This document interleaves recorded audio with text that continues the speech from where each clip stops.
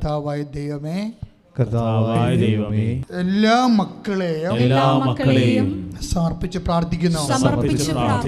കർത്താവേ, അന്ധന് കാഴ്ച നൽകിയവനെ, ചെകിടന് കേൾവി നൽകിയവനെ, ഊമന് സംഭാഷണ ശക്തി നൽകിയവനെ, മഹോദര രോഗിയെ സുഖപ്പെടുത്തിയവനെ, തളവാ രോഗിയെ സുഖപ്പെടുത്തിയവനെ, മരിച്ചവനെ ഉയർപ്പിച്ചവനെ, അങ്ങയുടെ തിരുനാമത്തിന് സ്തോത്രം ചെയ്യുന്നു.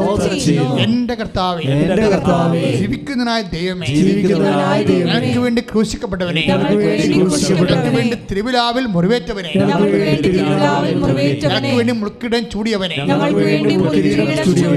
ഞങ്ങൾക്ക് വേണ്ടി കരചരണങ്ങളിൽ ആണിപ്പെടുത്തേറ്റവനെ, ഞങ്ങൾക്ക് വേണ്ടി കർത്താവേ, ഞങ്ങൾക്ക് വേണ്ടി ക്ഷതങ്ങൾ ഏറ്റവനെ, അങ്ങയുടെ രക്തപങ്കിരമായ അങ്ങയുടെ മുറിവിലാണല്ലോ സൗഖ്യപ്പെടുന്നത് എന്ന് വചനം അനുസ്മരിച്ചുകൊണ്ട് പ്രാർത്ഥിക്കുന്നു.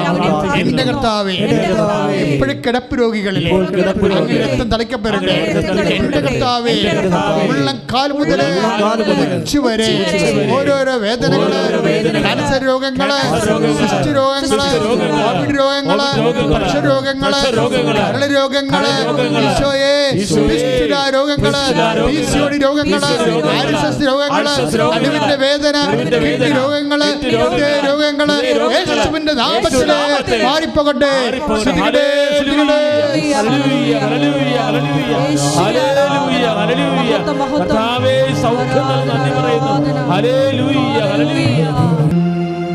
ശുദ്ധ പരമ ദിവ്യകാരുണ്യത്തിന് എന്റെ കൂടെ ചേർന്ന് പ്രാർത്ഥിക്കുക. അഭിഷേകത്തിന് ഈ നിമിഷങ്ങളിലെ അമ്മമാതാവ് നമുക്ക് വേണ്ടി മധ്യസ്ഥം വഹിക്കുന്നു. ഈശോ കൈ ഉയർത്തിക്കൊണ്ട് നിന്റെ കുടുംബത്തിന്റെ മേലും നിന്റെ ജീവിതത്തിന്റെ മേലും ദൂരങ്ങളായിരിക്കുന്ന നിന്റെ മക്കളുടെ മേലും ജീവിത പങ്കാളികളുടെ മേലും എല്ലാം കർത്താവിന്റെ അണിപ്രധാന അത്ഭുതകരങ്ങൾ ഉയർന്ന് ജ്വലിച്ചു നിൽക്കുന്ന സമയമാണ്. കർത്താവേ, നിന്റെ നാമത്തെ മഹത്വപ്പെടുത്തി പ്രാർത്ഥിക്കുന്നു. അമ്മേ, പരിശുദ്ധമ്മേ, ദൈവമാതാവേ, നിനക്ക് വേണ്ടി മധ്യസ്ഥം പ്രാർത്ഥിക്കുന്ന എല്ലാ വിശുദ്ധന്മാരെ, മാലാഖമാരെ, രക്തസാക്ഷികളെ ഞങ്ങൾക്ക് വേണ്ടി മധ്യസ്ഥം വഹിക്കണമേ. എൻ്റെ കർത്താവേ, അങ്ങനെ യോഗ്യത കൊണ്ട കർത്താവേ, അങ്ങനെ പീഡാനുഭവത്തിൻ്റെ കുശുമണ്ഡത്തെ ഉയർത്തുന്ന യോഗ്യതയാൽ അങ്ങനെ അവകാശം ഓഹരിമാകുന്ന തിരുസഭയോട് ഇപ്പോൾ പ്രാർത്ഥിക്കുന്ന പ്രാർത്ഥിക്കൂടുന്ന ഓരോ മകനോടും മകളോടും കർത്താവേ, നിന്റെ വിശുദ്ധമായ രക്തം തിളക്കപ്പെട്ടെ എന്ന് പ്രാർത്ഥിക്കുന്നു.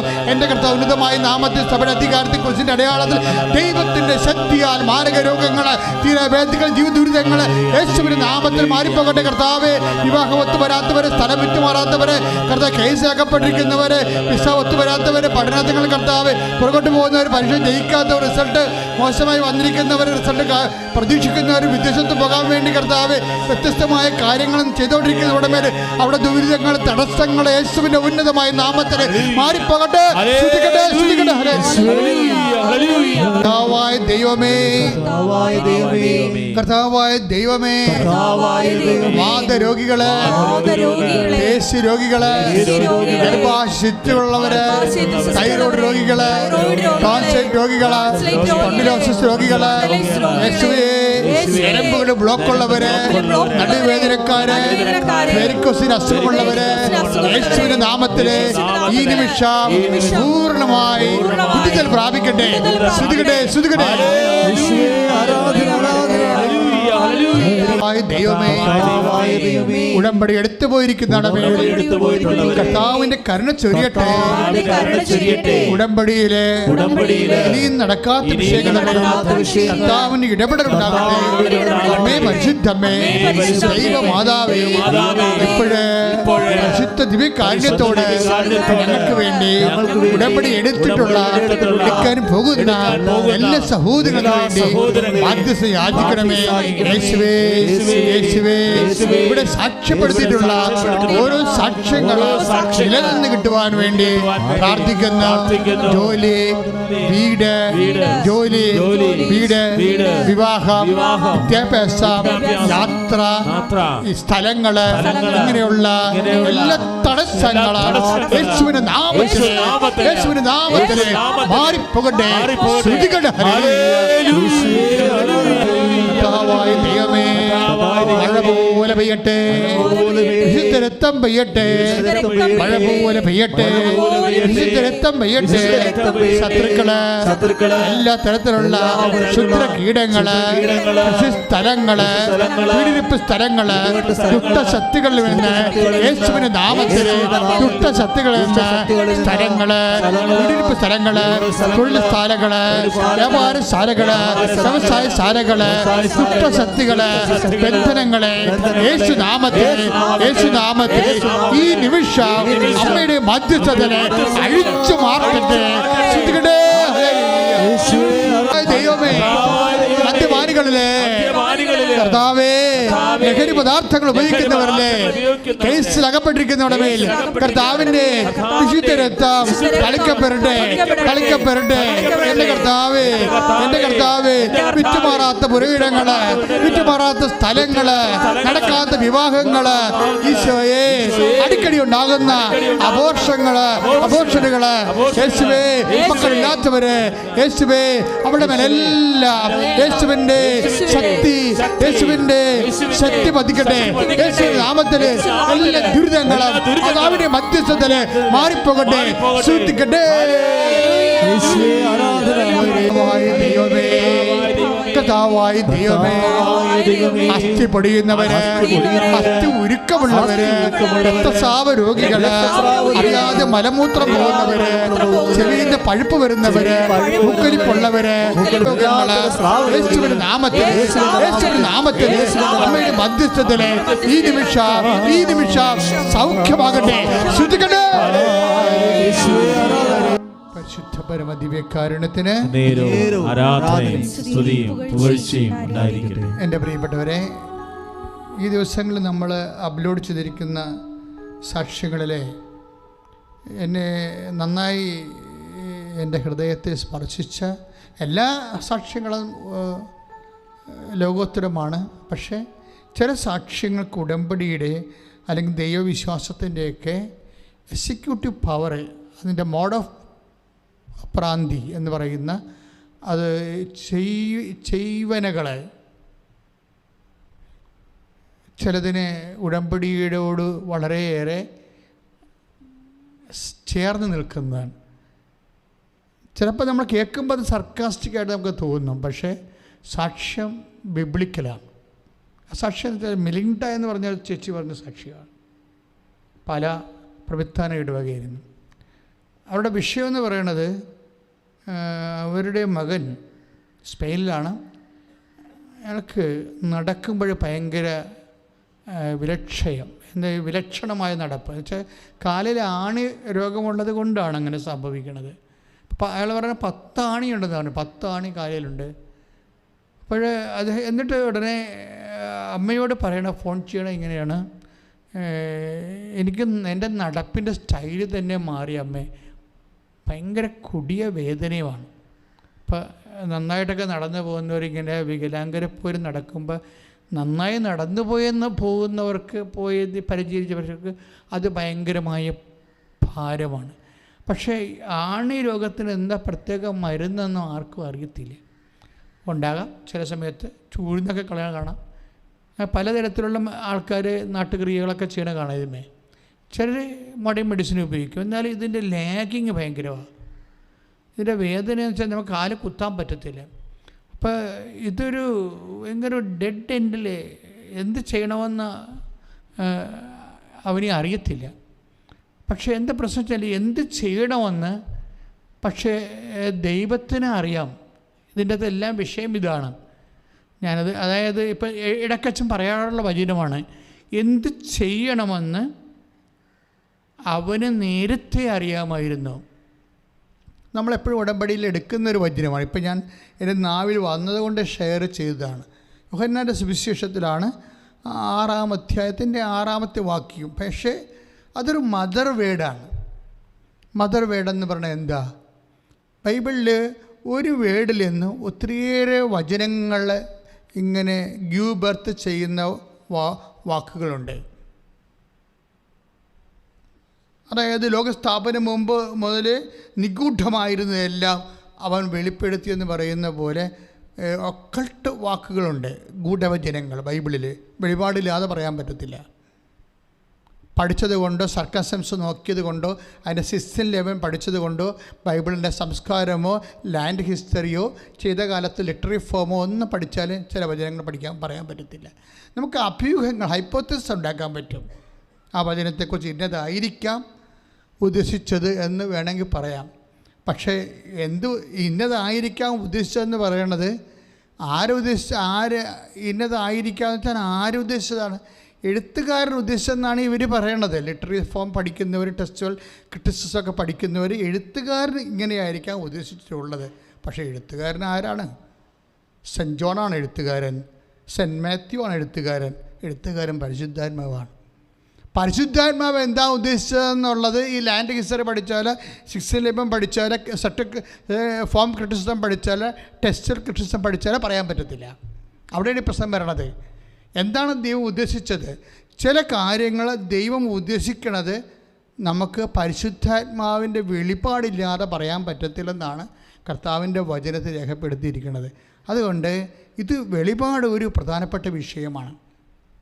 ഇപ്പോൾ നമ്മളെ സംബന്ധിച്ചിടത്തോളം അൾട്ടിമേറ്റ് വെളിപാടിൻ്റെ കാലം അപ്പോസ്തല കാലത്തോടു കൂടി ക്ലോസ് ചെയ്തു. പക്ഷേ ഇപ്പോഴും സ്വകാര്യ വെളിപാടുകൾ ഉണ്ടാകുന്നുണ്ട്. സ്വകാര്യ വെളിപാടുകൾ ഇല്ലെങ്കിൽ ക്രിസ്തീയ ജീവിതം മുന്നോട്ട് പോകാൻ, ക്രിസ്തീയ ജീവിതം എന്നാണ് ഞാൻ ഉദ്ദേശിച്ചത്, അല്ലാതെ മനുഷ്യജീവിതമല്ല. സ്വകാര്യ വെളിപാടില്ലെങ്കിൽ ക്രിസ്തീയ ജീവിതം മുന്നോട്ട് പോകാൻ, അത് ജീവിതം മുന്നോട്ട് പോകും, പക്ഷേ ക്രിസ്ത്യമായിരിക്കണമെന്ന് നിർബന്ധമില്ല. എന്താ കാര്യം എന്ന് വെച്ച് കഴിഞ്ഞാൽ, ഇപ്പോഴീ അമ്മ ചേച്ചി തന്നെ മെലിങ്ട എന്താ ചെയ്തത്? അവർക്കൊരു വെളിപാടുണ്ടായി. അതൊരു വെളിപാടാണ്. എന്നുവെച്ചാൽ ദൈവം അവരുടെ മനസ്സിൽ തോന്നിപ്പിക്കുന്ന വിശുദ്ധമായ തോന്നലേ. അങ്ങനെ വിശുദ്ധമായ തോന്നൽ ഉണ്ടാകണമെന്നുണ്ടെങ്കിൽ നമ്മൾ എക്വിപ്ഡ് ആയിരിക്കണം. പരിശുദ്ധാത്മാവുമായിട്ട് ഓൺലൈനായിരിക്കണം. അല്ല ഫയർ എഞ്ചിൻ സ്പിരിച്വാലിറ്റി കൊണ്ട് പറ്റത്തില്ല. ഫയർ എഞ്ചിൻ സ്പിരിച്വാലിറ്റി എന്ന് പറയുന്നത് എന്താണ്? പെരക്കത്തി പിടിക്കുമ്പോൾ മാത്രം ഫയർ എഞ്ചിനെ വിളിക്കും, അതിൻ്റെ നമ്പർ നോക്കിയെടുക്കും. അപ്പോൾ എന്തെങ്കിലും ഇഷ്യൂ ഉണ്ടെങ്കിൽ മാത്രം ദൈവത്തെ വിളിക്കുന്ന ഒരു വിശ്വാസ രീതികളുണ്ട്. ഉടമ്പടി ഈ അവസ്ഥയിൽ നിന്നാണ് 10,000 കറക്റ്റ് ക്രിസ്ത്യ ജീവിതത്തിലേക്ക് കൊണ്ടുവന്നിരിക്കുന്നത്. അപ്പം അങ്ങനെ ഈ ചേച്ചിക്ക് എന്ത് ചെയ്യണമെന്നറിയാം. എന്താ കാര്യം? ഈശോയ്ക്ക് എന്ത് ചെയ്യണമെന്നറിയാം. അതാണ് വിഷയം. ഇപ്പം യോഹന്നാൻ 6:6 എഴുതിയിരിക്കുന്നത് എന്താണ്? നേരം വൈകി ഗ്രാമങ്ങളിൽ പോയി ഭക്ഷണം മേടിക്കാൻ അവരെ പറഞ്ഞേക്കാൻ. അപ്പോൾ ഈശോ പറഞ്ഞു, നിങ്ങൾ തന്നെ ഭക്ഷണം കൊടുക്കാൻ പറയും. അപ്പോൾ ഈ നിങ്ങൾ തന്നെ കൊടുക്കാൻ പറയത്തില്ലേ, അതിലാണ് ഈ വിശ്വാസി ജീവിക്കണത്. ഇപ്പം ഉടമ്പടി നമുക്ക് തന്നെ എന്തിനാണ്? നിങ്ങൾ തന്നെ ഭക്ഷണം കൊടുക്കാൻ. വെരി ക്ലിയർ അല്ലേ അതിനകത്തുനിന്ന്? അപ്പോൾ ഉടമ്പടി നമുക്ക് തന്നെ എന്തിനാണ്? ഈശോയുടെ ഒരു വാഗ്ദാനമാണ്. എന്താണ്? നിങ്ങൾക്ക് തന്നെ ഇത് കൊടുക്കാൻ കഴിയും. ഈശോ മാത്രമേ അങ്ങനെ ലോകത്ത് പറഞ്ഞിട്ടുള്ളൂ. എന്നെ ശ്രവിക്കുന്ന ഓരോ വിശ്വാസിയും, നിൻ്റെ ജീവിത പ്രശ്നങ്ങളെ എൻ്റെ താക്കോല് നിൻ്റെ കയ്യിൽ തന്നെ കർത്താവ് തന്നിട്ടുണ്ടേ. മനസ്സിലായില്ലേ? അച്ഛൻ പറഞ്ഞ മനസ്സിലായോ? അതായത് നിൻ്റെ ജീവിത പ്രശ്നങ്ങളുടെ താക്കോല് നിൻ്റെ കയ്യിൽ തന്നെ കർത്താവ് തന്നിട്ടുണ്ട്. പക്ഷെ നീ എന്താ ചെയ്യേണ്ടത്? കർത്താവുമായിട്ട് ഒരു ഐക്യപ്പെടണം. ഇപ്പം യേശുക്രിസ്തുവിനോടുകൂടി ഐക്യപ്പെട്ടവൻ അവനോടുകൂടി ഏക ആത്മാവായി തീരുന്നു. സ്തുതിക്കട്ടെ മക്കളെ, സ്തുതിക്കട്ടെ മക്കളെ. ഹല്ലേലൂയ, ഹല്ലേലൂയ, ഹല്ലേലൂയ, ഹല്ലേലൂയ. കരങ്ങൾ ഉയർത്തിക്കൊണ്ട് സ്തുതിക്കട്ടെ. ഹല്ലേലൂയ, ഹല്ലേലൂയ. ഈശോയെ നന്ദി കർത്താവേ. ഹല്ലേലൂയ. 1 കൊരിന്തോസ് 6:17. 1 കൊരിന്തോസ് 6:17. കർത്താവുമായി സംയോജിക്കുന്നവൻ അവിടുത്തോട് ഏക ആത്മാവായി തീരുന്നു. അവിടുത്തോടുകൂടെ ഏക ആത്മാവായി തീരുന്നു. ഒന്നിനെ പറഞ്ഞേ. കർത്താവുമായി സംയോജിക്കുന്നവൻ അവിടുത്തോടുകൂടെ ഏക ആത്മാവായി തീരുന്നു. ഇതിൻ്റെ ഫലം എന്താണെന്ന് അറിയാവോ? ഇപ്പോൾ 1 കൊരിന്തോസ് 6:17 ഈ വചനമുള്ളത് അല്ലേ? അതായത് ഉടമ്പടിയുടെ ഏറ്റവും അൾട്ടിമേറ്റിൽ എന്താ സംഭവിക്കുന്നത്? അവൻ പറയണത് പോലെ ചെയ്യുമ്പോൾ നമുക്ക് വ്യക്തിക്ക് എന്താ സംഭവിക്കണത്? അവൻ കർത്താവുമായി സംയോജിക്കുകയാണ്. അവൻ അവൾ കർത്താവുമായി സംയോജിക്കുകയാണ്. അപ്പോൾ എന്താ സംഭവിക്കണത്? കർത്താവുമായിട്ട് ഏക ആത്മാവായി തീരും. അങ്ങനെ തീർന്നാൽ എന്ത് സംഭവിക്കും? 1 കൊരിന്തോസ് 2:15. ആത്മീയ മനുഷ്യൻ എല്ലാ കാര്യങ്ങളും വിവേചിച്ചറിയുന്നു. ഇതാണ് പ്രശ്നം. അങ്ങനെ ഒരു മനുഷ്യനുണ്ട്. ഈ ഉടമ്പടി നിങ്ങളെ ആത്മീയ മനുഷ്യനാക്കിയാണ് മാറ്റുന്നത്. ആത്മീയ മനുഷ്യനുണ്ടാകുന്ന വിഷയം എന്താണ്? എല്ലാ കാര്യങ്ങളുമാണ്, ഒന്നും രണ്ടും കാര്യങ്ങളല്ല, ആത്മീയ കാര്യങ്ങളല്ല. എല്ലാവർക്കും അങ്ങനെ ഒരു രീതിയുണ്ട്, ദൈവത്തെ ആത്മീയ വിഷയങ്ങൾക്ക് മാത്രം തളച്ചിടുന്നത്. അതുകൊണ്ടാണ് ഡ്രൈ ആയി പോണത്. ഡ്രൈ ഇപ്പം ഞങ്ങളുടെ സെമിനാറിലൊക്കെ പഠിക്കുന്ന കാലത്ത് ഡ്രൈ മാസം എന്ന് പറഞ്ഞ സംഭവമുണ്ട്. ഡ്രൈ മാസം എന്ന് പറഞ്ഞാൽ എന്താണ്? ഡ്രൈ മാസമുണ്ട്, ഡ്രൈ ബാപ്റ്റിസം ഉണ്ട്. എന്നുവെച്ചാൽ ഫിസിക്കലായിട്ടുള്ള കുർബാന ആയിരിക്കത്തില്ല, അത് നമ്മൾ കുർബാന ചൊല്ലി പഠിപ്പിക്കുകയായിരിക്കും. നമ്മളെ കാസായും പീലാസും ഒക്കെ എടുത്ത് പ്രാർത്ഥനയൊക്കെ ചൊല്ലി അത് പഠിപ്പിക്കുകയായിരിക്കും. അവിടെ ആക്ഷനും അതുപോലെ തന്നെ മാസിൻ്റെ കർത്താവിൻ്റെ കുർബാനയിലേക്കുള്ള തിരുവപ്പത്തിലേക്കുള്ള അഭിഷേക പ്രാർത്ഥന അങ്ങനെയൊന്നുമില്ല.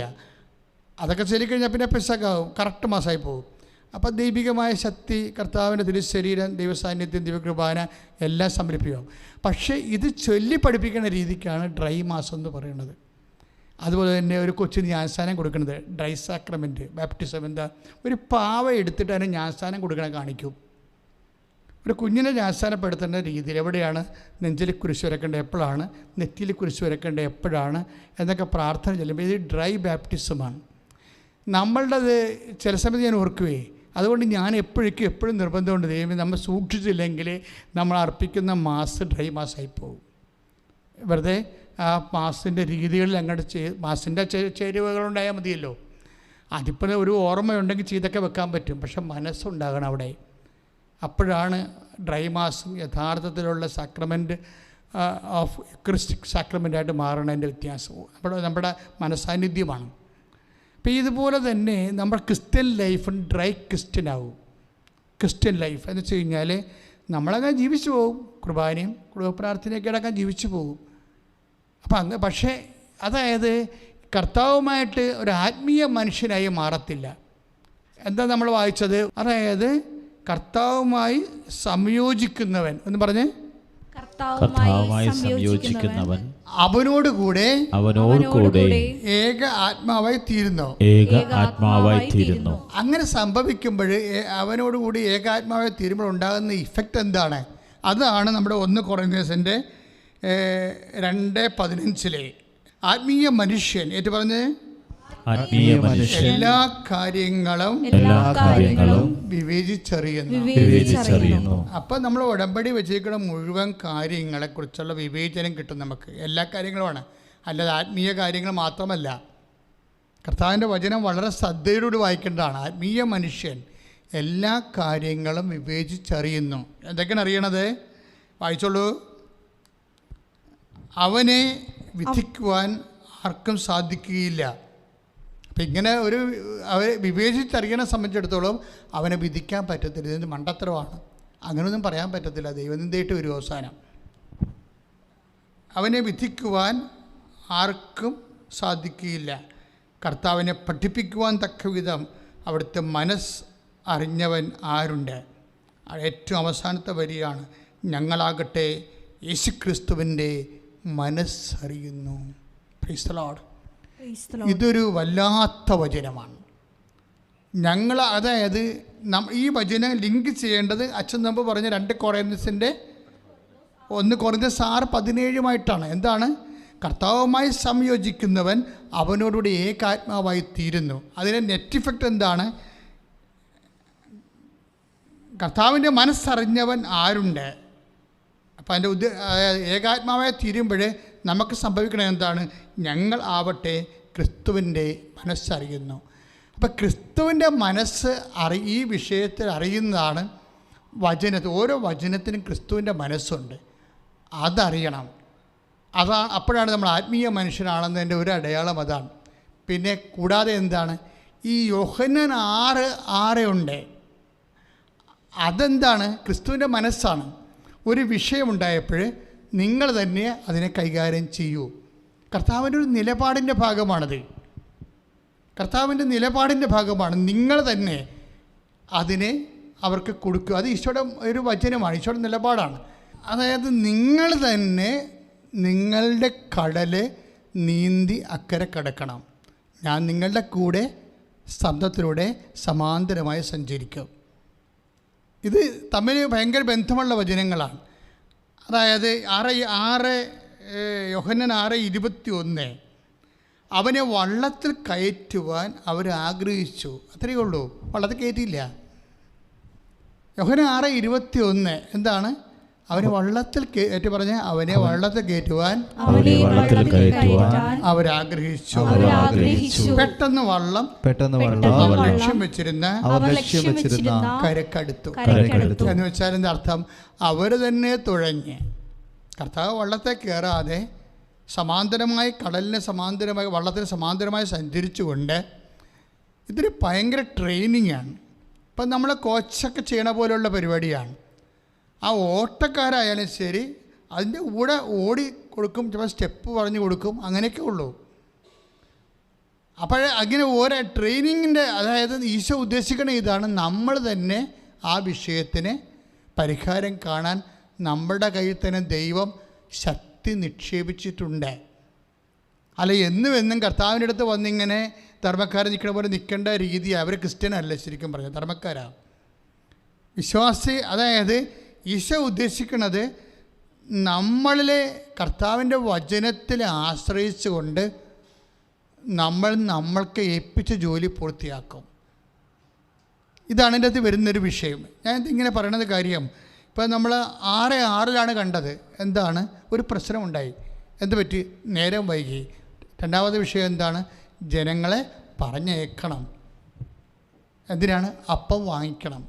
ഇതാണ് വിഷയം. അപ്പോൾ ഈശോ എന്നാ മറുപടി പറയണത്? നിങ്ങൾ തന്നെ അവർക്ക് ഭക്ഷണം കൊടുക്കുവിൻ. അപ്പം നമ്മൾ നോക്കുമ്പോൾ അപ്പോസ്തലന്മാർ വാ വിളിച്ചു പോയി, ഞങ്ങൾക്ക് അതിനുള്ള യാതൊരു കപ്പാസിറ്റി ഇല്ലെന്നാണ് പറഞ്ഞത്. അതായത് ആ ഉള്ള കപ്പാസിറ്റിയിൽ കർത്താവിൽ ആശ്രയിച്ചിരുന്നെങ്കിലേ കർത്താവിൻ്റെ അടുത്ത് കൊണ്ടുവരാതെ തന്നെ അപ്പം വർദ്ധിപ്പിച്ച് പോരാം. അതാണ് വിഷയം. കർത്താവിൻ്റെ കൈ കൊണ്ടുവന്ന് കർത്താവ് ആശ്രയിച്ച് അതിനെ കൊടുക്കാൻ എക്കാലത്തും കർത്താവിന് പറ്റുമോ? കർത്താവ് മരിച്ചുയർത്തെഴുന്നേറ്റ് പിതാവിൻ്റെ വലതു ഭാഗത്തിരിക്കുന്ന കാലത്ത് ഓരോ കുടുംബത്തിലും അപ്പമില്ലാതെ വരുമ്പോഴും ആഹാരം ഇല്ലാതെ വരുമ്പോഴൊക്കെ അവിടെ പ്രത്യക്ഷപ്പെട്ടിട്ട് ആ കൊട്ട എടുത്തിട്ട് അല്ലെങ്കിൽ ചോറും ചോറ്റും കലവും എടുത്തിട്ട് വെച്ച് ആസ്വദിക്കാൻ പറ്റുമോ? ഇല്ല. അതുകൊണ്ട് കർത്താവ് നിങ്ങൾക്ക് തന്നെ ഇതിനുള്ള കൃപയുണ്ട്, കഴിവുണ്ട്. ആ കഴിവ് നിങ്ങൾ ദൈവത്തിൽ ആശ്രയിക്കാനുള്ള കഴിവ് നിങ്ങൾ വർദ്ധിപ്പിച്ചെടുക്കണം. ഇതിനാണ് ഈ ആത്മീയ മനുഷ്യനെന്ന് പറയണത്. എങ്ങനെയാണ്? കർത്താവുമായി സംയോജിക്കുന്നവൻ. കർത്താവുമായി സംയോജിച്ചുകൊണ്ടാണ് നമ്മൾ ചെയ്യണത്. ഇപ്പോൾ 1 കൊരിന്ത്യർ 2:18 പറയണത് കർത്താവുമായി സംയോജിക്കുന്നവൻ അവനുമായി ഏകാത്മാവായി തീരുന്നു. ഈ ആളെയാണ് പൗലോസ് അപ്പോസ്തലൻ എന്ത് പറയണത്? ആത്മീയ മനുഷ്യൻ എന്ന് പറയണത്. എന്താണ് ആത്മീയ മനുഷ്യൻ? 1 കൊരിന്ത്യർ 2:15 ആത്മീയ മനുഷ്യൻ എല്ലാ കാര്യങ്ങളും വിവേചിച്ചറിയുന്നു. അവനെ വിധിക്കാൻ ആർക്കും സാധിക്കുകയില്ല. കർത്താവിനെ പഠിപ്പിക്കുവാൻ തക്ക വിധം അവിടുത്തെ മനസ്സറിഞ്ഞവൻ ആരുണ്ട്? ഏറ്റവും അവസാനത്തെ വചനം എന്താണ്? ഞങ്ങളാകട്ടെ യേശുക്രിസ്തുവിൻ്റെ മനസ്സറിയുന്നു. എങ്ങനെയാണ് ഈ മനസ്സറിയണത്? കർത്താവുമായി സംയോജിക്കുന്ന അവനോടുകൂടെ ഏകാത്മാവായി തീരുന്ന വഴിയാണ്. ഞാൻ ഈ മിലിൻഡയുടെ സാക്ഷ്യമാണ് പറഞ്ഞിട്ടാണ് ഈ വചനത്തിലേക്ക് വന്നത്. മിലിൻഡ എന്താ ചെയ്തിരിക്കുന്നത്? ഉടമ്പടി എടുത്തു. മകൻ സ്പെയിനിലാണ്, ഇവിടെ ഇല്ല, നാട്ടിലില്ല. കർത്താവിൻ്റെ എല്ലാ രോഗികളും കർത്താവിൻ്റെ അടുത്തുണ്ടായിരുന്നവരാണ്. ചില രോഗികൾ മാത്രമാണ് ഇങ്ങനെ റിമോട്ടിൽ പോയിരിക്കണത്. 1-2 രോഗികൾ കർത്താവിൻ്റെ അടുത്തില്ലായിരുന്നു. ഇപ്പോൾ കർത്താവ് 2 തരം രോഗികളെ സുഖപ്പെടുത്തിയിട്ടുണ്ട്. തൻ്റെ അടുത്തുള്ളവരെ തൊട്ട് സുഖപ്പെടുത്തി. കുഷ്ഠരോഗി അങ്ങനെ സുഖപ്പെട്ട ആളാണ്. രക്തസ്രാവക്കാരി കർത്താവിൻ്റെ അടുത്ത് തന്നെ വന്ന് പിറകിലൂടെ വന്ന് വസ്ത്രത്തിൽ തൊട്ട് സുഖപ്പെടുത്തി. പക്ഷെ വേറെ 2 രോഗികളുണ്ട്. എന്താണ്? ശതാധിപൻ്റെ മകള് അവള് ശതാധിപൻ്റെ ഭൃത്യൻ. ആ രോഗിയെക്കുറിച്ച് ശതാധിപൻ പറയണത്, നീ ഇവിടെ നിന്നൊരു വാക്ക്, ഇപ്പം മത്തായി ശ്ലീഹായുടെ സുവിശേഷമില്ല 8:8, നീ ഇവിടെ നിന്ന് ഒരു വാക്ക് പറഞ്ഞാൽ മതി. ഇൻ്റർകോണ്ടിനെൻ്റലായിട്ടുള്ള ആളാണെങ്കിലും എത്ര അകലമുള്ള ശതാധിപൻ കണ്ടുപിടിച്ചൊരു മെത്തേഡാണിത്. ശരിക്കും പറഞ്ഞാൽ ഈ റിമോട്ട് ഹീലിംഗ് എന്ന് പറയണത് ഇന്ന് എത്രയോ പേരാണ് കർത്താവിൻ്റെ അൾത്താറയിൽ ആരാധന നടന്നുകൊണ്ടിരിക്കുമ്പോൾ ഓൺലൈനായിട്ട് സൗഖ്യപ്പെടുന്നത് എങ്ങനെയാണ്? അതായത് ഇത് ശതാധിപൻ്റെ കാലത്ത് ഒരു ആവശ്യം വന്നപ്പോൾ ശതാധിപൻ്റെ വിശ്വാസം ഇത്തിരി വലിയൊരു വിശ്വാസമാണ്. അതുകൊണ്ട് ഈശോ അത് പറയുകയും ചെയ്ത്, ഇത്രയും വലിയ വിശ്വാസം ഇസ്രയേലിൽ പോലും കണ്ടിട്ടില്ല. അപ്പം അടുത്ത ഹീലിംഗ് അടുത്തുള്ള ആൾക്കാരെ ഹീല് ചെയ്യണത് ഒരു മീഡിയം ഫെയ്ത്താണ്. പക്ഷേ അകലെയുള്ള ആൾക്കാരെ ഹീല് ചെയ്യണത് വലിയ വിശ്വാസമാണ്. ശ്രുതികട്ടെ ഹല്ലേലൂയ ഹല്ലേലൂയ ഹല്ലേലൂയ ഹല്ലേലൂയ. കരങ്ങൾ ഉയർത്തിക്കൊണ്ട് സ്തുതിക്കുന്നു. ഹല്ലേലൂയ ഹല്ലേലൂയ യേശുവേ ആരാധന, യേശുവേ ആരാധന, യേശുവേ ആരാധന. നേരവും ആരാധനയും സ്തുതിയും പുകഴ്ചയും ഉണ്ടായിരിക്കട്ടെ. വിശുദ്ധ ലൂക്കായുടെ സുവിശേഷം 7-ാം അധ്യായം 9-ാം വാക്യം. യേശു ഏറ്റുപറഞ്ഞ് ഇത് കേട്ട് അവനെ പറ്റി വിസ്മയിച്ചു. തന്നെ അനുഗമിച്ചിരുന്ന ജനക്കൂട്ടത്തിന് നേരെ തിരിഞ്ഞ് അവൻ പറഞ്ഞു, ഞാൻ നിങ്ങളോട് പറയുന്നു, ഇസ്രായേലിൽ പോലും ഇതുപോലുള്ള വിശ്വാസം കണ്ടിട്ടില്ല. അപ്പൊ ഈ വലിയ വിശ്വാസം, ഈ വിശ്വാസത്തിൻ്റെ നിലവാരം വർദ്ധിക്കുന്ന അനുസരിച്ചുകൊണ്ട് ഇതുപോലെ റിമോട്ട് ഹീലിംഗ് നടക്കും. അതായത് വളരെ ഫാറായിട്ടുള്ള ഇതുപോലെ തന്നെ രാജ്യസേവകനും ഉണ്ട് ഈ ഒരു പരിപാടി. രാജ്യസേവകൻ നമ്മൾ യോഹന്നാൻ്റെ സുവിശേഷത്തിൽ 4:49-50 വചനങ്ങൾ. അപ്പം രാജ്യസേവകൻ്റെ ഭൃത്യൻ്റെ വിഷയം സംഭവിക്കുമ്പോൾ ഇതുപോലെ രാജ്യസേവകനോട് ഈശോ പറയുന്നൊരു വാക്കുണ്ട്. എന്താണ്? പൊയ്ക്കൊള്ളുക. എന്താണ്? നിൻ്റെ മകൻ ജീവിക്കും. അതാണ് സംഭവം. എന്നിട്ട് കൃത്യമായിട്ട് ആ മകൻ ജീവിക്കും. പക്ഷേ എന്താ വിഷയം? എങ്ങനെയാണ് അവൻ ജീവിച്ചതെന്നാണ് യോഹന്നാൻ 4:50 പറയണത്. എന്താ 4:50 പറയണത്? യേശു പറഞ്ഞ വചനം വിശ്വസിച്ച് അവൻ പോയി. യേശു പറഞ്ഞ വചനം വിശ്വസിച്ച് അവൻ പോയി. അതാണ് വിഷയം. അതായത് പേഷ്യൻ്റ് ഇവിടെ ഇല്ല, പേഷ്യൻ്റ് വളരെ അകലെയാണ്. പക്ഷെ എന്താണ് ഉള്ളത്? ആ അപ്പൻ അല്ലെങ്കിൽ ആ രാജ്യസേവകൻ കർത്താവിൻ്റെ വചനത്തിൽ വിശ്വസിച്ചു. അപ്പോഴേ ഈ വിശ്വാസത്തിന് നിലവാരം തന്നെ വ്യത്യസ്തങ്ങളായ നിലവാരമാണ് ഉള്ളത്. അതായത് നമ്മുടെ മുമ്പിൽ വരണ വിഷയങ്ങൾ, ഇപ്പം ചെറിയ വിഷയങ്ങളുണ്ടാകാം, വലിയ വിഷയങ്ങളുണ്ടാകാം. അപ്പോൾ വലിയ വിഷയങ്ങൾക്ക് വലിയ വിശ്വാസമാണ് വേണ്ടത്, ചെറിയ വിഷയങ്ങൾക്ക് ചെറിയ വിശ്വാസവും. പക്ഷേ അതിനേക്കാൾ ഉപരി ഇപ്പോൾ ഈ മെലിൻഡയുടെ വിശ്വാസം വലിയ വിശ്വാസമാണ്. എന്താ പ്രശ്നം? ഈ ആണി രോഗം ബാധിച്ച മകൻ സ്പെയിനിലാണ്, അവർ പാലായിലും. അമ്മ എനിക്ക് നടക്കാൻ പറ്റില്ല, എനിക്ക് കാല് കുത്താൻ പറ്റണില്ല, എൻ്റെ നടപ്പ് തന്നെ വിലക്ഷണമായിക്കൊണ്ടിരിക്കണം എന്ന് പറയുമ്പോൾ അമ്മ എന്താ ചെയ്യണമെന്നറിയാമോ? ആ സാക്ഷി നിങ്ങൾ ഒന്നുകൂടി കേൾക്കണം, നല്ല രസമാണ്. അവർ ഈ മകൻ്റെ കാലിൽ ആണിയുള്ള കാലിൻ്റെ പാദം ആണെന്ന് സങ്കല്പിച്ചിട്ട് തൻ്റെ പാദത്തിൽ, മെലിൻഡയുടെ പാദത്തിൽ വിശ്വാസപ്രമാണം ചൊല്ലി ഉടമ്പടി തൈലം തേക്കും. ഒരു ഫെയ്ത്ത് എക്സിക്യൂഷനാണിത്. ആളെവിടെയാണ്? ആൾ യൂറോപ്പിലാണ്. ആ യൂറോപ്പിലാകുന്ന ആളുടെ പാദം യേശുക്രിസ്തു വിശ്വാസത്തിൽ മനസ്സിൽ കാണും. വെറുതെ മനസ്സിൽ കാണുന്നതല്ല, അത് സങ്കല്പമെന്ന് പറയും. അങ്ങനെയല്ല, വിശ്വാസത്തിൽ മനസ്സിൽ കാണും. വിശ്വാസത്തിൽ മനസ്സിൽ കാണുമ്പോഴെന്ന് പറയും, പൗലോസ് അപ്പോസ്തലൻ പറയും, നമ്മൾ വിദൂരസ്ഥരാകാം പക്ഷേ സമീപസ്ഥരാകും. വിശ്വാസത്തിൽ നമ്മൾ ക്രിസ്തുവിൽ സമീപസ്ഥരാണ്. അവിടെയാണ് അത് വർക്കൗട്ട് ചെയ്യുന്നത്. അങ്ങനെയാണ്. അതായത് ബൈബിളിൽ ഒരു വ്യക്തി രക്ഷപ്പെടാനുള്ള എല്ലാ വചന സൂത്രങ്ങളും ഉണ്ട്. പക്ഷെ അത് ഒക്കൾട്ടാണ്, എന്നുവെച്ചാൽ ഗൂഢവചനം. പറഞ്ഞോളൂ. എഫേസ്യൻസ് 2:13. എന്നാൽ ഒരിക്കൽ വിദൂരസ്ഥരായിരുന്ന നിങ്ങൾ ഇപ്പോൾ യേശുക്രിസ്തുവിൽ അവന്റെ രക്തം വഴി സമീപസ്ഥരായി. അപ്പം ഈ സ്ഥലത്തിൻ്റെ അകലങ്ങൾ മാറണത് ക്രിസ്തുവിലാണ്. സമയത്തിൻ്റെ അകലങ്ങൾ മാറണതും സ്ഥലത്തിൻ്റെ അകലങ്ങൾ മാറണതും ക്രിസ്തുവിലാണ്. ഇപ്പം കാനായിലെ കല്യാണ കുടുംബത്തിൽ സമയത്തിൻ്റെ അകലമാണ് ഉണ്ടായിരുന്നത്, സമയമാകാത്തൊരവസ്ഥയാണ് ഉണ്ടായിരുന്നത്. അവിടെ മധ്യസ്ഥ വഹിച്ചപ്പോൾ ആ ആകാത്ത സമയം അടുത്തു. ഇപ്പോഴത്തെ വിഷയം എന്താ സെൻറ്റ് പോൾ പറയണത്? എഫെസ്യൻസ് 2:13 പറയണത് വിദൂരസ്ഥരായിരുന്ന നിങ്ങൾ ക്രിസ്തുവിൽ സമീപസ്ഥരായിരിക്കും. അതായത് വിശ്വാസത്തിൽ നമ്മൾ സമീപസ്ഥമായിരിക്കും. അപ്പോൾ അവിടെ വിശ്വാസത്തിൻ്റെ ഇടയിൽ സ്പേസ് ഇല്ല. നമ്മൾ കമ്പ്യൂട്ടറൊക്കെ ചെയ്യുമ്പോൾ സ്പേസ് ഇട്ട് അടിക്കത്തില്ലേ? വിശ്വാസത്തിൽ സ്പേസ് ഇല്ല. ക്രിസ്തുവിൽ നമ്മൾ സമീപസ്ഥമാകും. ഇപ്പോൾ എത്രയോ പേരാണ് നമ്മുടേത് വ്യത്യസ്തങ്ങളായ കാലത്ത് നമ്മളുടെ എല്ലാവരും പകുതി എനിക്കറിയാവുന്ന ഒരു 30% വിശ്വാസികൾ വ്യത്യസ്തങ്ങളായ രാജ്യങ്ങളിലാണ് ഇപ്പോഴേ.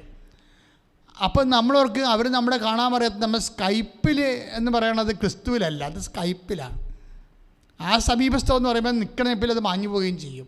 ഇപ്പം സ്കൈപ്പിൽ കാണുന്നു, നിങ്ങൾ വീഡിയോ കോൾ നടത്തുന്നൊക്കെ പറയുന്നില്ലേ, അത് ആ നിൽക്കണപ്പിൽ അത് മാഞ്ഞു നെറ്റ് പോകുമ്പോൾ അത് പോവുകയും ചെയ്യും. അല്ലെങ്കിൽ നമുക്ക് വേണ്ടത് നമുക്ക് വെക്കും. പക്ഷെ അങ്ങനെയല്ല, 24 hours നമുക്ക് സമീപസ്ഥമായിരിക്കണം വിശ്വാസത്തിലാണ്. ക്രിസ്തുവിൽ വിശ്വാസം ഉണ്ടെങ്കിൽ നിൻ്റെ മകൻ ഏത് രാജ്യത്ത് ജീവിച്ചാലും, നിൻ്റെ മകൾ, നിൻ്റെ ഭർത്താവ്, നിൻ്റെ കുഞ്ഞുങ്ങൾ അവർ ഏത് രാജ്യത്ത് ജീവിച്ചാലും നിൻ്റെ വീട്ടിൽ തന്നെ താമസിക്കണ പോലെയാണ്. കാര്യം എന്താണ്?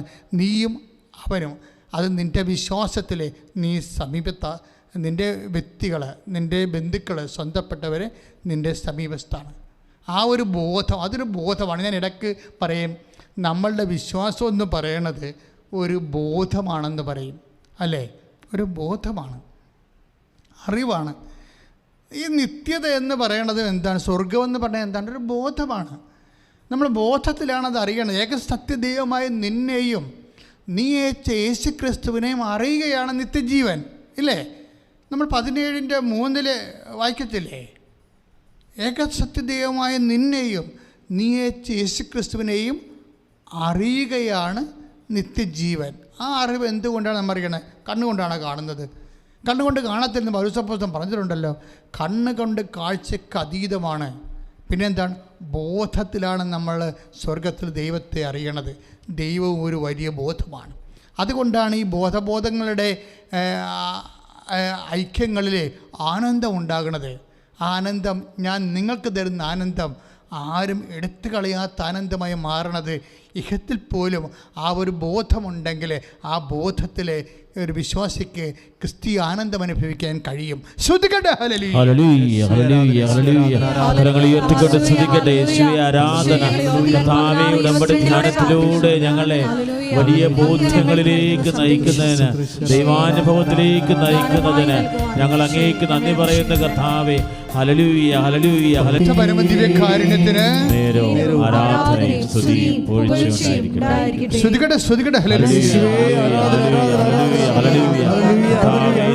അപ്പോൾ മെലിൻഡ എന്ന് പറഞ്ഞ ഈ സഹോദരി അമ്മച്ചി ചെയ്തിരിക്കുന്നത് അവരെന്താ ചോദിച്ചാൽ, അവർ ഉടമ്പടി തൈലം എടുത്തിട്ട്, അറിയാലോ ഉടമ്പടി തൈലം 12 പ്രാവശ്യം ശോഭപ്രവാണം ചൊല്ലി എല്ലാ ജീവിതത്തിൻ്റെ വ്യത്യസ്തങ്ങളായ മേഖലകളിൽ നമുക്ക് പ്രാർത്ഥിക്കേണ്ട വിഷയങ്ങളെല്ലാം സ്വരുക്കൂട്ടിക്കൊണ്ടുള്ള ഒരു പ്രത്യേക വൈൻഡിങ് പ്രയർ ചൊല്ലിയാണ് ഇത് വെഞ്ചരിക്കുന്നത്. ഇവരിത് എടുത്തിട്ട് ഇവരുടെ കാലിൽ അപ്ലൈ ചെയ്യും. ആര്? മകൻ്റെ കാലാണെന്ന് യേശുക്രിസ്തുവിൽ പ്രഖ്യാപിച്ചിട്ട്. ഈ വിശ്വാസം ആക്ടിവേറ്റ് ചെയ്യുന്നതിൻ്റെ ഒരു പ്രിൻസിപ്പിൾ പ്രഖ്യാപനമാണ്. എല്ലാം ക്രിസ്തുവിലാണ് നമ്മൾ പ്രഖ്യാപിക്കുന്നത്. ക്രിസ്തുവിൽ ഈ കാല് എൻ്റെ മകൻ്റെ കാലാണെന്ന് ഞാൻ കരുതുന്നു. കാര്യം എന്താണ്? വിശ്വാസം എന്ന് പറയുന്നത് ഒരു കരുതലാണ്. ഇപ്പം രക്തസ്രാവക്കാരോഗ്യം എന്താ പറഞ്ഞത്? അവൻ്റെ വസ്ത്രത്തിൻ്റെ വിളിമ്പിൽ എങ്കിലും തൊട്ടാൽ താൻ സൗഖ്യപ്പെടുമെന്ന് അവൾ ഉള്ളിൽ കരുതിയിരുന്നു. ലുക്കാസ് വിശേഷം നോക്കിയേ. സ്തുതിക്കട്ടെ. ഹല്ലേലൂയ, ഹല്ലേലൂയ, ഹല്ലേലൂയ. കരങ്ങൾ ഉയർത്തിക്കൊണ്ട് സ്തുതിച്ച് പ്രാർത്ഥിക്കണം. ഹല്ലേലൂയ, ഹല്ലേലൂയ, ഹല്ലേലൂയ, ഹല്ലേലൂയ, ഹല്ലേലൂയ, ഹല്ലേലൂയ, ഹല്ലേലൂയ. യേശുവേ നന്ദി കർത്താവേ, സ്തോത്രം ദൈവമേ. സ്തുതിക്കട്ടെ കർത്താവേ, ആരാധന, ആരാധന. ഹല്ലേലൂയ, ഹല്ലേലൂയ, ഹല്ലേലൂയ, ഹല്ലേലൂയ. യേശുവേ നന്ദി കർത്താവേ, സ്തോത്രം കർത്താവേ. ഞങ്ങളെ സ്പർശിക്കണമേ കർത്താവേ. ഹല്ലേലൂയ, ഹല്ലേലൂയ, ഹല്ലേലൂയ. വിശുദ്ധ മത്തായി ശ്ലീഹായുടെ സുവിശേഷം 9:21. അവൻ്റെ വസ്ത്രത്തിൽ ഒന്ന് സ്പർശിച്ചാൽ മാത്രം മതി. എന്താണ്? എനിക്ക് സൗഖ്യം കിട്ടുമെന്ന് അവൾ ഉള്ളിൽ വിചാരിച്ചിരുന്നു. ഈ വിശ്വാസം പ്രഖ്യാപിക്കുന്നത് ഉള്ളിൽ വിചാരമായിട്ടാണ്. മെലിങ്ടൺ എന്താ ചെയ്തിരിക്കുന്നത്? ഉള്ളിലെ വിചാരമാണ്. ക്രിസ്തുവിൽ തൻ്റെ പാദം മകൻ്റെ പാദമായിട്ട് ഉള്ളിൽ വിചാരിക്കുകയാണ്. ആരല്ലേ? ക്രിസ്തുവിലെ. ഇതാണ് ഈ ക്രിസ്തുവിൽ വിചാരിക്കുമ്പോഴാണ് ഈ സംഭവം വിദൂരസ്ഥരെ സമീപസ്ഥമാകുന്നത്. ആ സ്ഥലത്തിൻ്റെ വിശാലമായത്, ആ വലിയ സ്പേസ് ഷോർട്ടൻ ചെയ്യണത് അങ്ങനെയാണ്. ഇതുപോലെ തന്നെയാണ് കർത്താവിൻ്റെ വസ്ത്രത്തിൻ്റെ വിളിമ്പിൽ പോലും കർത്താവിന് ശക്തി ഉണ്ടെന്ന് എത്രയോ പേര് കർത്താവിൻ്റെ വസ്ത്രത്തേക്ക് തിക്കി ഞെരിഞ്ഞപ്പോൾ അവർ അപ്പോസ്തലന്മാർ ചോദിക്കുന്നുണ്ട്, നിന്നെ തിക്കി ഞെരിക്കുന്നില്ലേ? ആയിരക്കണക്കിന് മനുഷ്യർ നിൻ്റെ വസ്ത്രത്തെ പോലും സ്പർശിക്കുന്നുണ്ട്, എന്നിട്ട് അവിടെ ഒരു സൗഖ്യമില്ല. അവിടെയാണ് വിഷയം വരുന്നത്. അതായത് ഈ ഉള്ളിൽ വിചാരിപ്പിലാണ് വിഷയം ഇരിക്കുന്നത്. 10,000 പേര് കർത്താവിനെ ഞെരിക്കുമെന്ന് പറഞ്ഞിട്ട് കാര്യമില്ല. ഇതിലാരാണ് ഉള്ളിൽ വിചാരിക്കണത് അവർക്കാണ് അനുഭവം വരണത്. രക്തസ്രാവക്കാർ രോഗി വിചാരിച്ചു, വെറുതെ വിചാരിച്ചതല്ല. എന്താണ്? വസ്ത്രത്തിൻ്റെ വിളിമ്പിൽ പോലും പവറായിരിക്കും, ഡിവൈൻ പവറായിരിക്കുമെന്ന് വിശ്വസിക്കുന്നു. അതാണ് വിശ്വാസം, അതാണ് വിചാരിപ്പെന്ന് പറയണത്. ഈ വിചാരിക്കുന്നതിനെ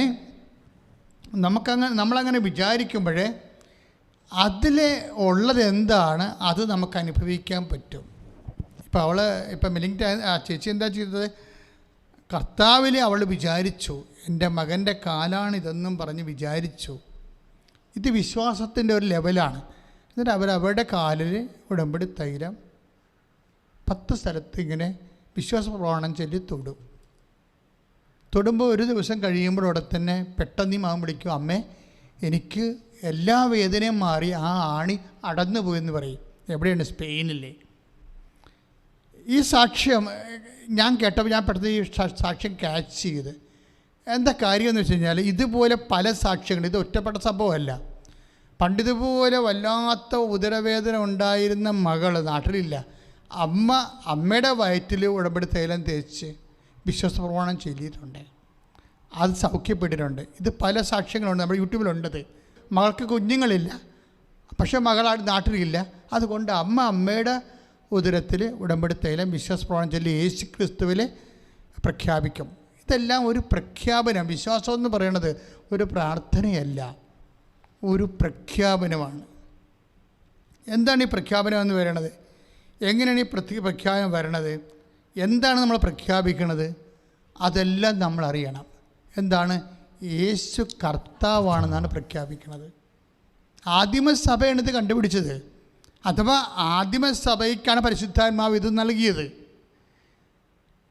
കാര്യം യേശു കർത്താവാണെന്ന് അധരം കൊണ്ട് പ്രഖ്യാപിക്കും. പിന്നെന്ത് ചെയ്യും? 2 കാര്യങ്ങളാണ് ഈ ക്രിസ്തുവിനെ അനുഭവിക്കാൻ വേണ്ടിയുള്ള എളുപ്പമാർഗം സഭയിലുള്ളത്. ഒന്ന്, യേശു കർത്താവാണെന്ന് അധരം കൊണ്ട് ഏറ്റു പറയണം. അങ്ങനെ അധരം കൊണ്ട് ഏറ്റു പറയണത് മുമ്പ് ഒരു കാര്യം ചെയ്യണം നമ്മൾ. എന്താണ്? ദൈവം അവന് മരിച്ചുവെന്ന് ഉയർപ്പിച്ചെന്ന് ഹൃദയത്തിൽ വിശ്വസിക്കണം. ഇതാണ് വിശ്വാസം വന്നിരിക്കുന്നത്, ഹൃദയത്തിലാണ്. അപ്പം അത് റോമ 10:9 ഒരു വല്ലാത്ത വചനമാണ്. അതിലാണല്ലോ ഈ ഉടമ്പടി തൈലം എല്ലാം വർക്കൗട്ട് ചെയ്യണത്. അപ്പോൾ നിങ്ങൾക്ക് ഉടമ്പടി തൈലം തേക്കുമ്പോൾ എങ്ങനെയാണ് ആണി രോഗമാണ് പോണത്? അതല്ല പ്രശ്നം. ഉടമ്പടി തൈലമൊക്കെ ഒരു മീഡിയമാണ്. ആ മീഡിയം ഉപയോഗിക്കണത് എന്താണ്? ഞങ്ങളെ വിശ്വാസപ്രമാണം ചൊല്ലിയും യേശുവിൻ്റെ നാമത്തിലാണ് അത് ആശീർവദിക്കണത്. അപ്പോൾ അത് കർത്താവിൻ്റെ ഒരു വിശുദ്ധ മീഡിയമായിട്ട് പ്രവർത്തിക്കുകയാണ്. സാധാരണ നിങ്ങളുടെ വീട്ടിലിരിക്കുന്ന വെളിച്ചെണ്ണ പോലെ അല്ലത്. അത് ഈശോയുടെ നാമത്തിൽ നമ്മൾ പ്രാർത്ഥിക്കുകയാണ്. ഞങ്ങളെന്താ ചെയ്തിരിക്കണത്? ഞങ്ങളുടെ കപ്പാസിറ്റി അനുസരിച്ച് കൊണ്ട്, ഇപ്പോൾ എന്താണ് എൻ്റെ കപ്പാസിറ്റി എന്ന് പറയണത്? ഞാൻ ഒരു 21 ലക്ഷം മനുഷ്യരെ കർത്താവിന് വേണ്ടി കൗൺസിൽ ചെയ്തൊരു കപ്പാസിറ്റിയാണ്. പിന്നെ എന്താ കപ്പാസിറ്റി? എൻ്റെ ഒരു നല്ല കാലത്ത് 2004 പരിശുദ്ധ അമ്മ അൾത്താറയിൽ പ്രത്യക്ഷപ്പെടാൻ വേണ്ടി മാത്രം ദൈവം എനിക്കൊരു യോഗ്യത തന്നൊരു കപ്പാസിറ്റിയാണ്. ഞാനത് വലിമയായിട്ട് പറയണതല്ല, ഒരു സാധനം. പക്ഷേ അതിലേക്ക് വന്നത് എന്താണ്? അതിലേക്ക് വന്നത് ദൈവത്തോടുള്ള കുഞ്ഞുനാൾ പോലും കർത്താവിന് മഴയത്താണ് ഞാൻ പള്ളിയിൽ പോകണമെങ്കിലും കുർബാന കൊടുക്കാൻ വേണ്ടി വൈദികരെതിരെ വരികയാണെങ്കിൽ, കുർബാന കൊടുക്കാൻ വേണ്ടിയാണ്, രോഗികൾക്ക് കുർബാന കൊടുക്കാനാണ് വൈദികൻ പോകണമെന്ന് കണ്ടാൽ ഞാൻ അവിടെ നനഞ്ഞ മണ്ണിലായാലും മുട്ടേ നിൽക്കും. അതൊരു ബന്ധമാണ് ശരിക്കും. ഇത് പുതുതായിട്ട് അച്ഛനായതിന് ശേഷം ഉണ്ടായൊരു ബന്ധമല്ലത്. അത് നല്ല കത്തോലിക്ക ചൈതന്യമുള്ള പാവപ്പെട്ട മാതാപിതാക്കന്മാർക്ക് ഇന്ന് പകർന്നു കിട്ടിയതാണ്. ഈശോയാണ് പോണത്, നീ മുട്ടേ നിൽക്കണമെന്ന് മാതാപിതാക്കന്മാർ പകർന്നു തന്നതാണ്. ഇന്ന് എല്ലാം നമ്മൾ പകർന്നു കൊടുക്കും മാതാപിതാക്കന്മാർ, യേശുവിനെ ഒഴിച്ച്. അവരെ കുറ്റം മക്കളെ കുറിച്ചൊരു കാര്യമില്ല. നമ്മളെല്ലാം മക്കൾക്ക് പകർന്നു കൊടുക്കും. എന്താണ് നമ്മൾ കൊടുക്കാത്തത്? യേശുവിനെ ഒഴിച്ച്, യേശുവിനെ പകർന്നു കൊടുക്കാൻ നമുക്കറിയണം. അതിനാണ് ഇതുപോലുള്ള ധ്യാനങ്ങൾ നമ്മൾ കൂടുന്നതിൻ്റെ ഉദ്ദേശം. അങ്ങനെ പകർന്നു കിട്ടിയാൽ ദൈവം ഒരിക്കലും ഒരു മനുഷ്യരിൽ നിന്ന് അകന്നു പോകത്തില്ല. ഞാൻ അച്ഛൻ പറഞ്ഞു വരുന്നതിൻ്റെ കാരണം, അങ്ങനെ ഞാനത് അറിയാതെയാണെങ്കിലും കർത്താവിൻ്റെ പ്രത്യേക പരിപാലനയിൽ ആ വിശ്വാസം മെയിൻറ്റെയിൻ ചെയ്ത്, എന്നിട്ട് ചെറിയ വിശ്വാസത്തിൽ നിന്ന് വലിയ വിശ്വാസത്തിലേക്ക് കൊണ്ടുവന്നു. വലിയ വിശ്വാസത്തിലേക്ക് കൊണ്ടുവന്നു വെച്ച് കഴിഞ്ഞാൽ, സുനാമി നടക്കുമ്പോൾ ഞാൻ ആലപ്പുഴ അന്ധകാരനഴി മുഖത്ത് നിൽക്കുകയാണ്. 2ാമത്തെ സുനാമിക്ക്, 3ാമത്തെ സുനാമി വരാൻ പോകുന്ന റേഡിയോയിൽ ടെലിവിഷനിലും വിളിച്ച് പറയുമ്പോൾ ജനം കിട്ടിയതും പെറുക്കിക്കൊണ്ട്, കൈ കിട്ടിയത് ആട് പശുവിനെയൊക്കെ എടുത്ത് ഓട്ടോറിക്ഷയെ കയറ്റി, ആടിനെയൊക്കെ കയറ്റി, ആടിനെ സൈക്കിളെ വെച്ചൊക്കെ കിട്ടിയതും പെറുക്കിക്കൊണ്ട് പോകുന്ന വലിയൊരു കാഴ്ച എൻ്റെ ജീവിതത്തിൽ ഒരിക്കലും കാണാത്തൊരു കാഴ്ചയാണ്. എങ്ങനെയാണ് അഭയാർത്ഥികൾ പോകുന്നതെന്ന്, എൻ്റെ തീരെ നാട് എങ്ങനെയാണ് ഒഴിഞ്ഞു പോണതെന്ന് നമുക്ക്. അതായത് അവിടെ ആ സമയത്ത് KR ഗൗരിയമ്മ വന്നു, മന്ത്രിയാണെന്നവരെ. അവിടെ ഈ പോലീസും പട്ടാളം എല്ലാം വന്നവിടെ, പോലീസൊക്കെ വന്നു. പക്ഷേ 3ാമത്തെ തിര വരുന്നുവെന്ന് അറിഞ്ഞപ്പോൾ ഒരു കണക്കിനാണ് മന്ത്രി അവിടെ നിന്ന് പോയത്. പോലീസിനെ കാണാനില്ല. ഞാനതിൻ്റെ കണ്ണുകൊണ്ട് കണ്ടതാണ്. എന്താ സംഭവിച്ചു കഴിഞ്ഞാൽ, 3ാമത്തെ തിരയുടെ അവസ്ഥ അറിയാമല്ലോ, റേഡിയോയിൽ വന്നിരിക്കുന്നത്. ആയിരക്കണക്കിന് ആൾക്കാർ മരിച്ചു, വേളാങ്കണ്ണി പോലും കടൽ കയറി എന്ന് പറഞ്ഞുകൊണ്ട് ഇങ്ങനെ മരണ റിപ്പോർട്ടില്ല. അന്തരീക്ഷം തന്നെ എല്ലാം മാറിപ്പോയി. നമ്മളിപ്പോൾ കാണുന്ന അന്തരീക്ഷം അല്ലത്. ഭയങ്കര കാർമേഘം കയറി ശീതക്കാറ്റടിച്ചിട്ട് കടലിങ്ങനെ പെരുണ്ട് വരുന്ന ഒരു സംഭവമാണിത്. ആ സമയത്ത് 3ാമത്തെ 10:10 3ാമത്തെ വേവ് ഉണ്ടാകുന്നത്. അപ്പോൾ ഞാൻ നോക്കുമ്പോൾ എൻ്റെ മുമ്പിലുള്ളത് മദർ തെരേസയുടെ 3 സിസ്റ്റേഴ്സുണ്ട്. ആൾക്കാരൊത്തിരിയുണ്ട്, ഒരു കഥയില്ല. എന്തെങ്കിലും സംഭവിച്ചാൽ ഇന്ന് നമ്മൾ കാണിക്കുന്ന മസിലില്ലേ, അതിനെക്കൊണ്ട് അടക്കാനേ പറ്റത്തില്ല, ഒന്നും ചെയ്യാൻ പറ്റത്തില്ല. ഈ ഒന്നും സംഭവിക്കാത്തോളം കാലം കേമന്മാരാണ്, ഞങ്ങൾ ഭയങ്കര സംഘടനാ പ്രാപകരാണെന്നൊക്കെ പറഞ്ഞില്ലേ. ഒരു വിഷയം വന്നാൽ ഒന്നും ചെയ്യാൻ പറ്റത്തില്ല. അതായത് ഞാനങ്ങനെ ആ മനുഷ്യന്മാർ അവിടെ കടപ്പുറത്ത് തടിച്ചു കൂടിയ മനുഷ്യരെ കൊണ്ട് നമുക്കൊരു പ്രയോജനമില്ല. അപ്പോൾ എനിക്കെന്താണ്, എൻ്റെ മുമ്പിൽ മദർ തെരേസയുടെ 3 സിസ്റ്റേഴ്സ് ഉണ്ട്. അവരിതുപോലെ വിഷയം അറിഞ്ഞ് പ്രാർത്ഥിക്കാൻ വന്നതാണ്. അപ്പോൾ ഞാൻ പറഞ്ഞു, സിസ്റ്ററെ പെട്ടെന്ന് വരാൻ പറഞ്ഞു. അത് ഞാൻ കടപ്പുറത്ത് നിൽക്കിയിരുന്നു. 3 സിസ്റ്റേഴ്സും ഞാനും കൂടി കടലിലോട്ട് നടന്ന് ചെന്നിട്ട് അവിടെ മുട്ടിൽ നിന്ന്, കൈ കോർത്ത് മുട്ടിൽ നിന്ന്. കാര്യം എൻ്റെ മനസ്സിലൊരു വചനം ഉണ്ടായിരുന്നു, കടലിനെ ഓടാമ്പരി വയ്ക്കേണ്ടത് കർത്താവാണെന്ന് ജോബ് പറഞ്ഞിട്ടുണ്ടത്.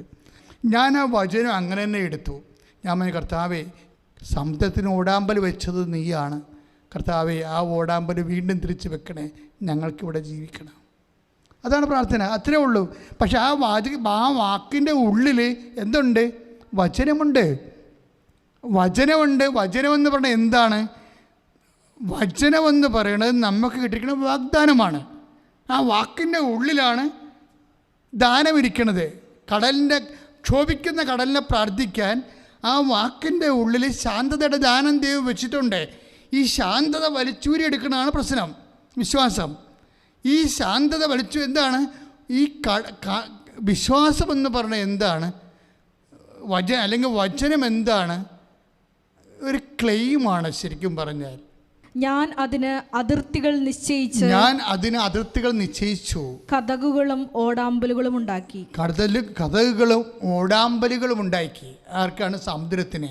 അപ്പം എന്ത് അധികാരം സൂര്യതാപമാണെന്ന് പറഞ്ഞാലും അതുപോലെ തന്നെ കാലാവസ്ഥ വ്യതിയാനമാണെന്ന് പറഞ്ഞാലും ഇതിനൊക്കെ കർത്താവിൻ്റെ കയ്യിൽ അതിനൊക്കെ ഒരു നിയന്ത്രണത്തിൻ്റെ ശക്തിയുണ്ട്.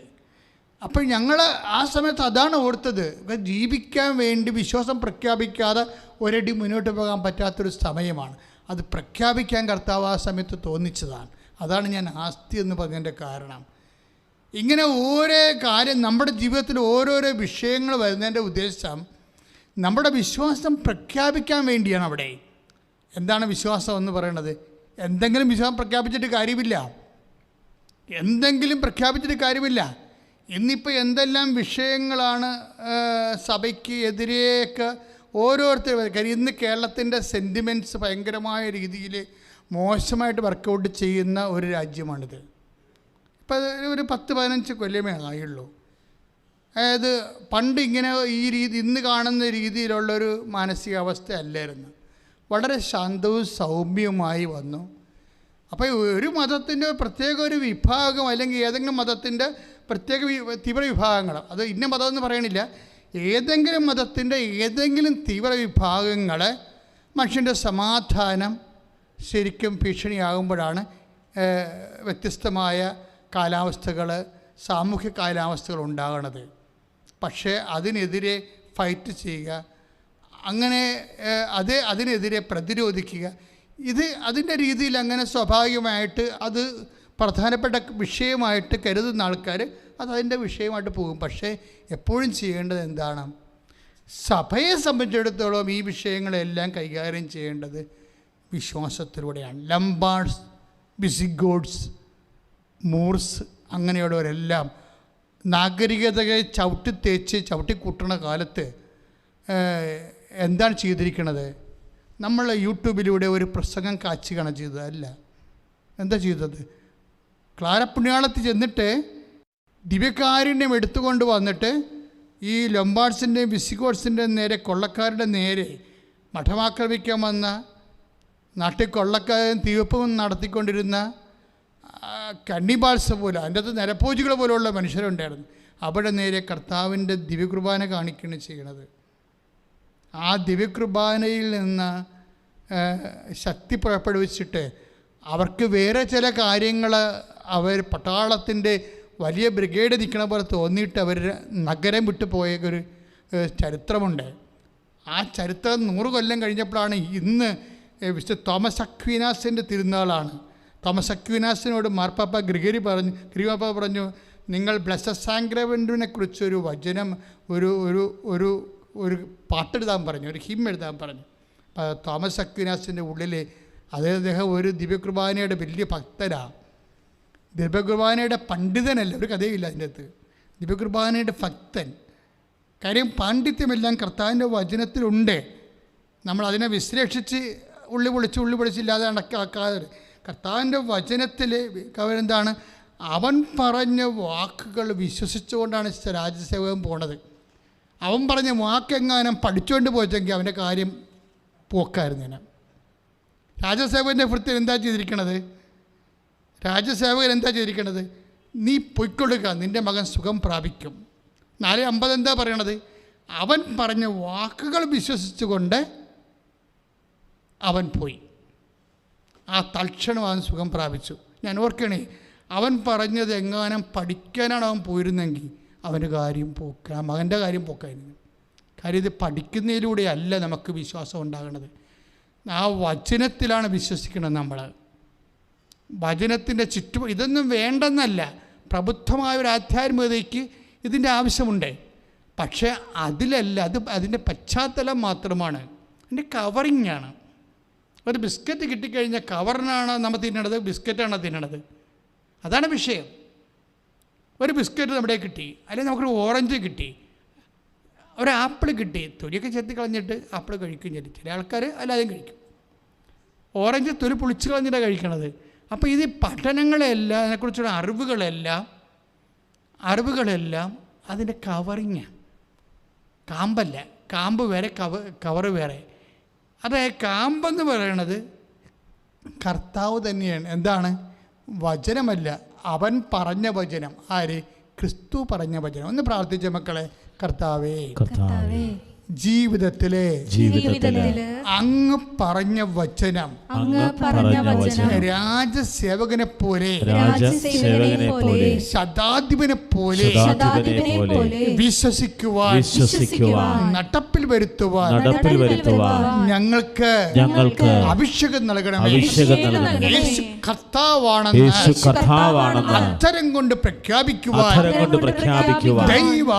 ദൈവം അവനെ മരിച്ചവരിൽ നിന്ന് ഉയർപ്പിച്ചു വന്ന റോമാ 10:9 പോലെ വിശ്വസിക്കുവാൻ ഞങ്ങൾക്ക് അഭിഷേകം നൽകണമേ. ആ വിശ്വാസത്തെ എന്റെ ജീവിതത്തിന്റെ പ്രത്യേക പ്രതിസന്ധികളിലേക്ക് യേശുനാമത്തിൽ പ്രഖ്യാപിക്കുവാൻ പ്രത്യേക അഭിഷേകം നൽകണമേ. ശ്രദ്ധിക്കട്ടെ. ഹല്ലേലൂയ, ഹല്ലേലൂയ, ഹല്ലേലൂയ, ഹല്ലേലൂയ, ഹല്ലേലൂയ, ഹല്ലേലൂയ, ഹല്ലേലൂയ. യേശുവേ, ആരാധന, ആരാധന. ഹല്ലേലൂയ. ഏകാഗ്രതയോടുകൂടി കർത്താവിൻ്റെ വചനങ്ങളെ ശ്രദ്ധിക്കുകയും കൂടെ ചേർന്ന് പ്രാർത്ഥിക്കുകയും വിശ്വസിക്കാൻ വേണ്ടി സ്വന്തമായിട്ട് കർത്താവിൻ്റെ തിരുസേനയെ വ്യക്തിപരമായിട്ട് പ്രാർത്ഥിക്കുകയും ചെയ്യണം.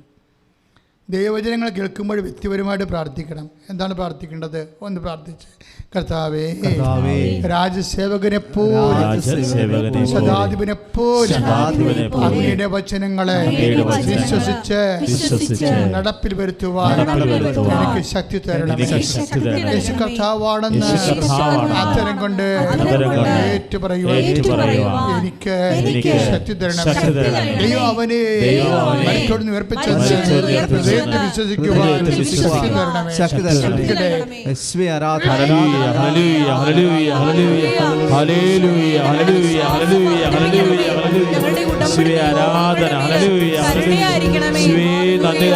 പരിശുദ്ധ പരമദിവ്യകാരുണ്യത്തിന് ആരാധനയും സ്തുതിയും പുകഴ്ചയും പരിശുദ്ധ പരമദിവ്യകാരുണ്യത്തിന് ആരാധനയും സ്തുതിയും പുകഴ്ചയും ഉണ്ടായിരിക്കട്ടെ. പ്രിയമുള്ളവരെ, വചനത്തിൽ വിശ്വസിക്കുന്ന ഈ ശുശ്രൂഷയിൽ ഞാൻ 2 കാര്യങ്ങൾ പറഞ്ഞു. നമുക്ക് വചനത്തിൽ ചെറിയ വിശ്വാസമുണ്ട്, അതുപോലെ തന്നെ വലിയ വിശ്വാസമുണ്ട്.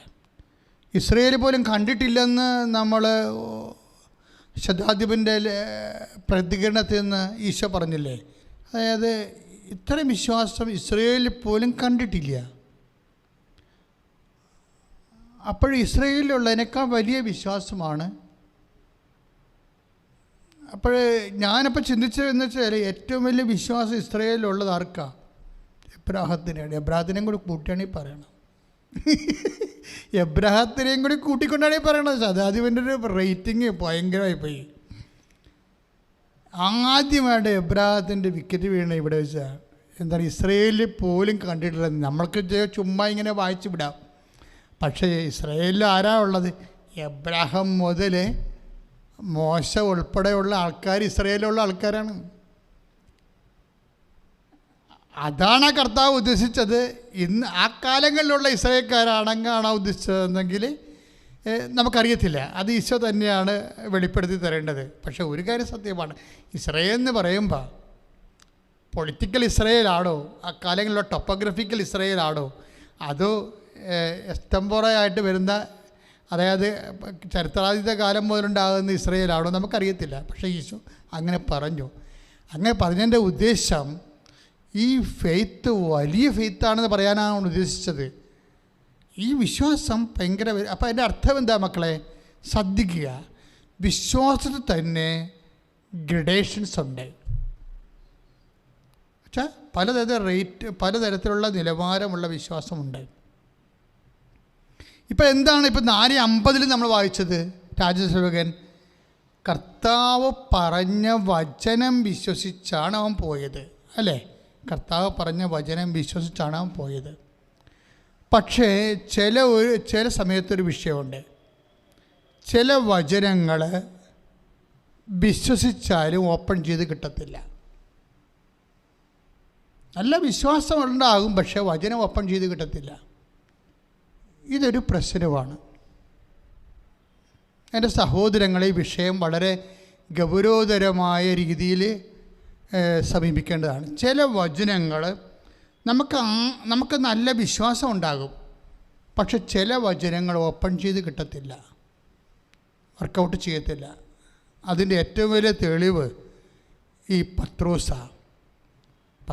പത്രോസിൻ്റെ 16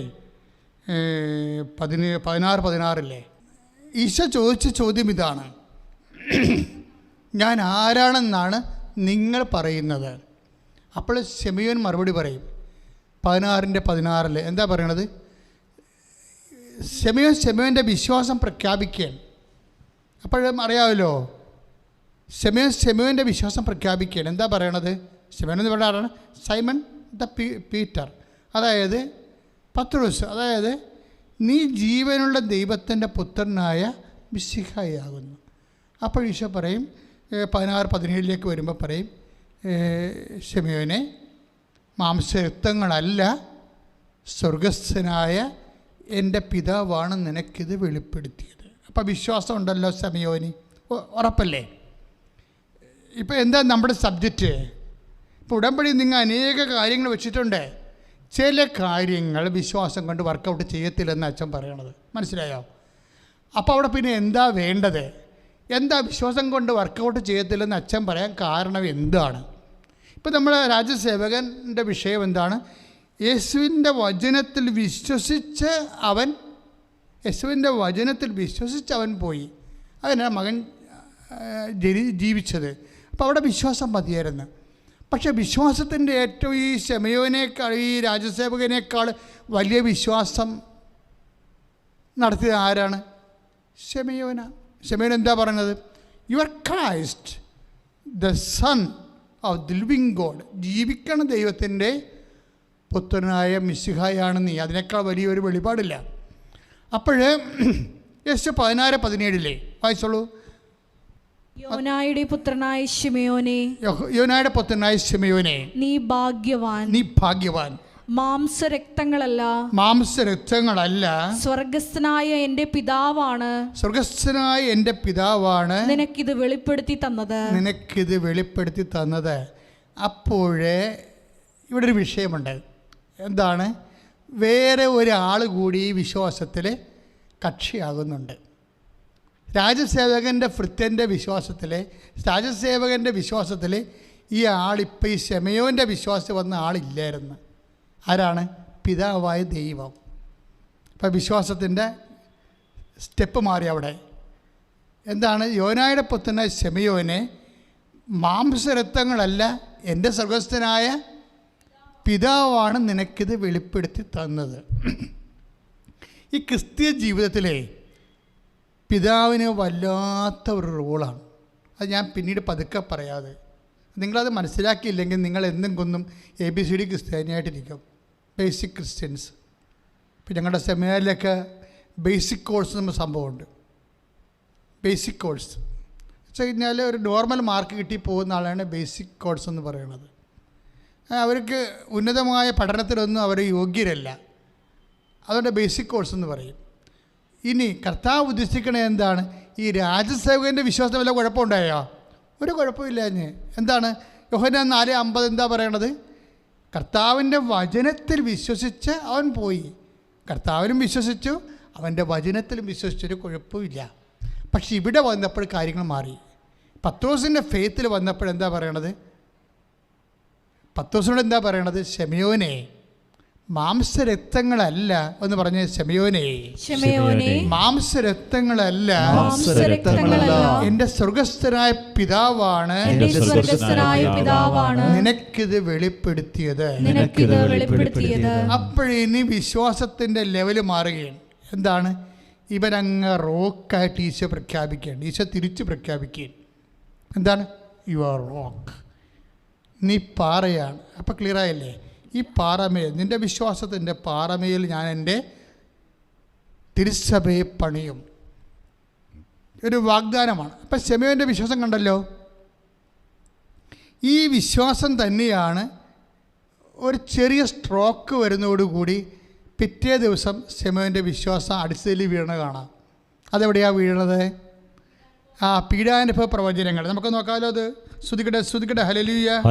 മത്തായി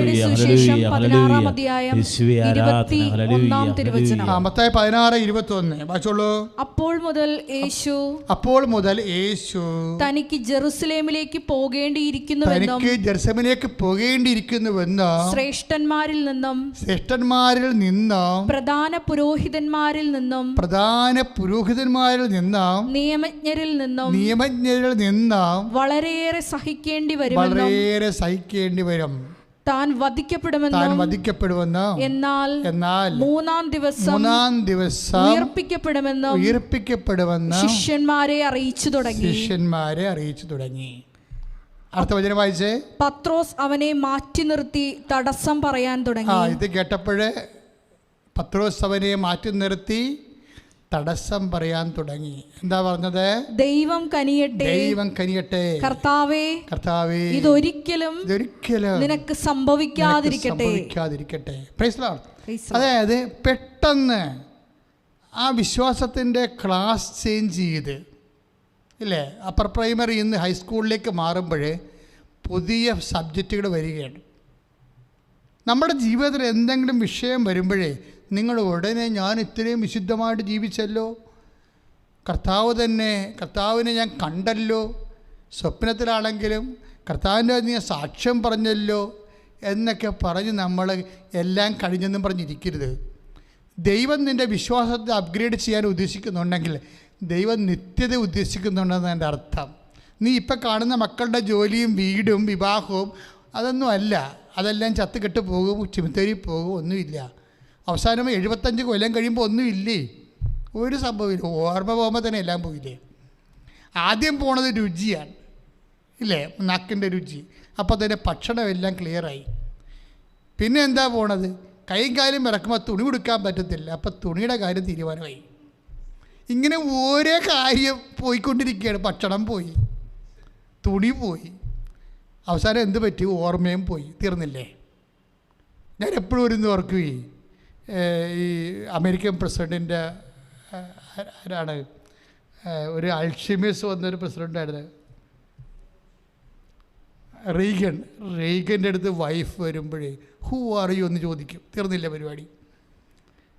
റീഗനും നാൻസിയും കൂടി മാർക്കറ്റിങ്ങിന് പോയതുപോലും BBC ഭയങ്കര വാർത്തയൊക്കെ കാലം ഉണ്ടായിരുന്നു.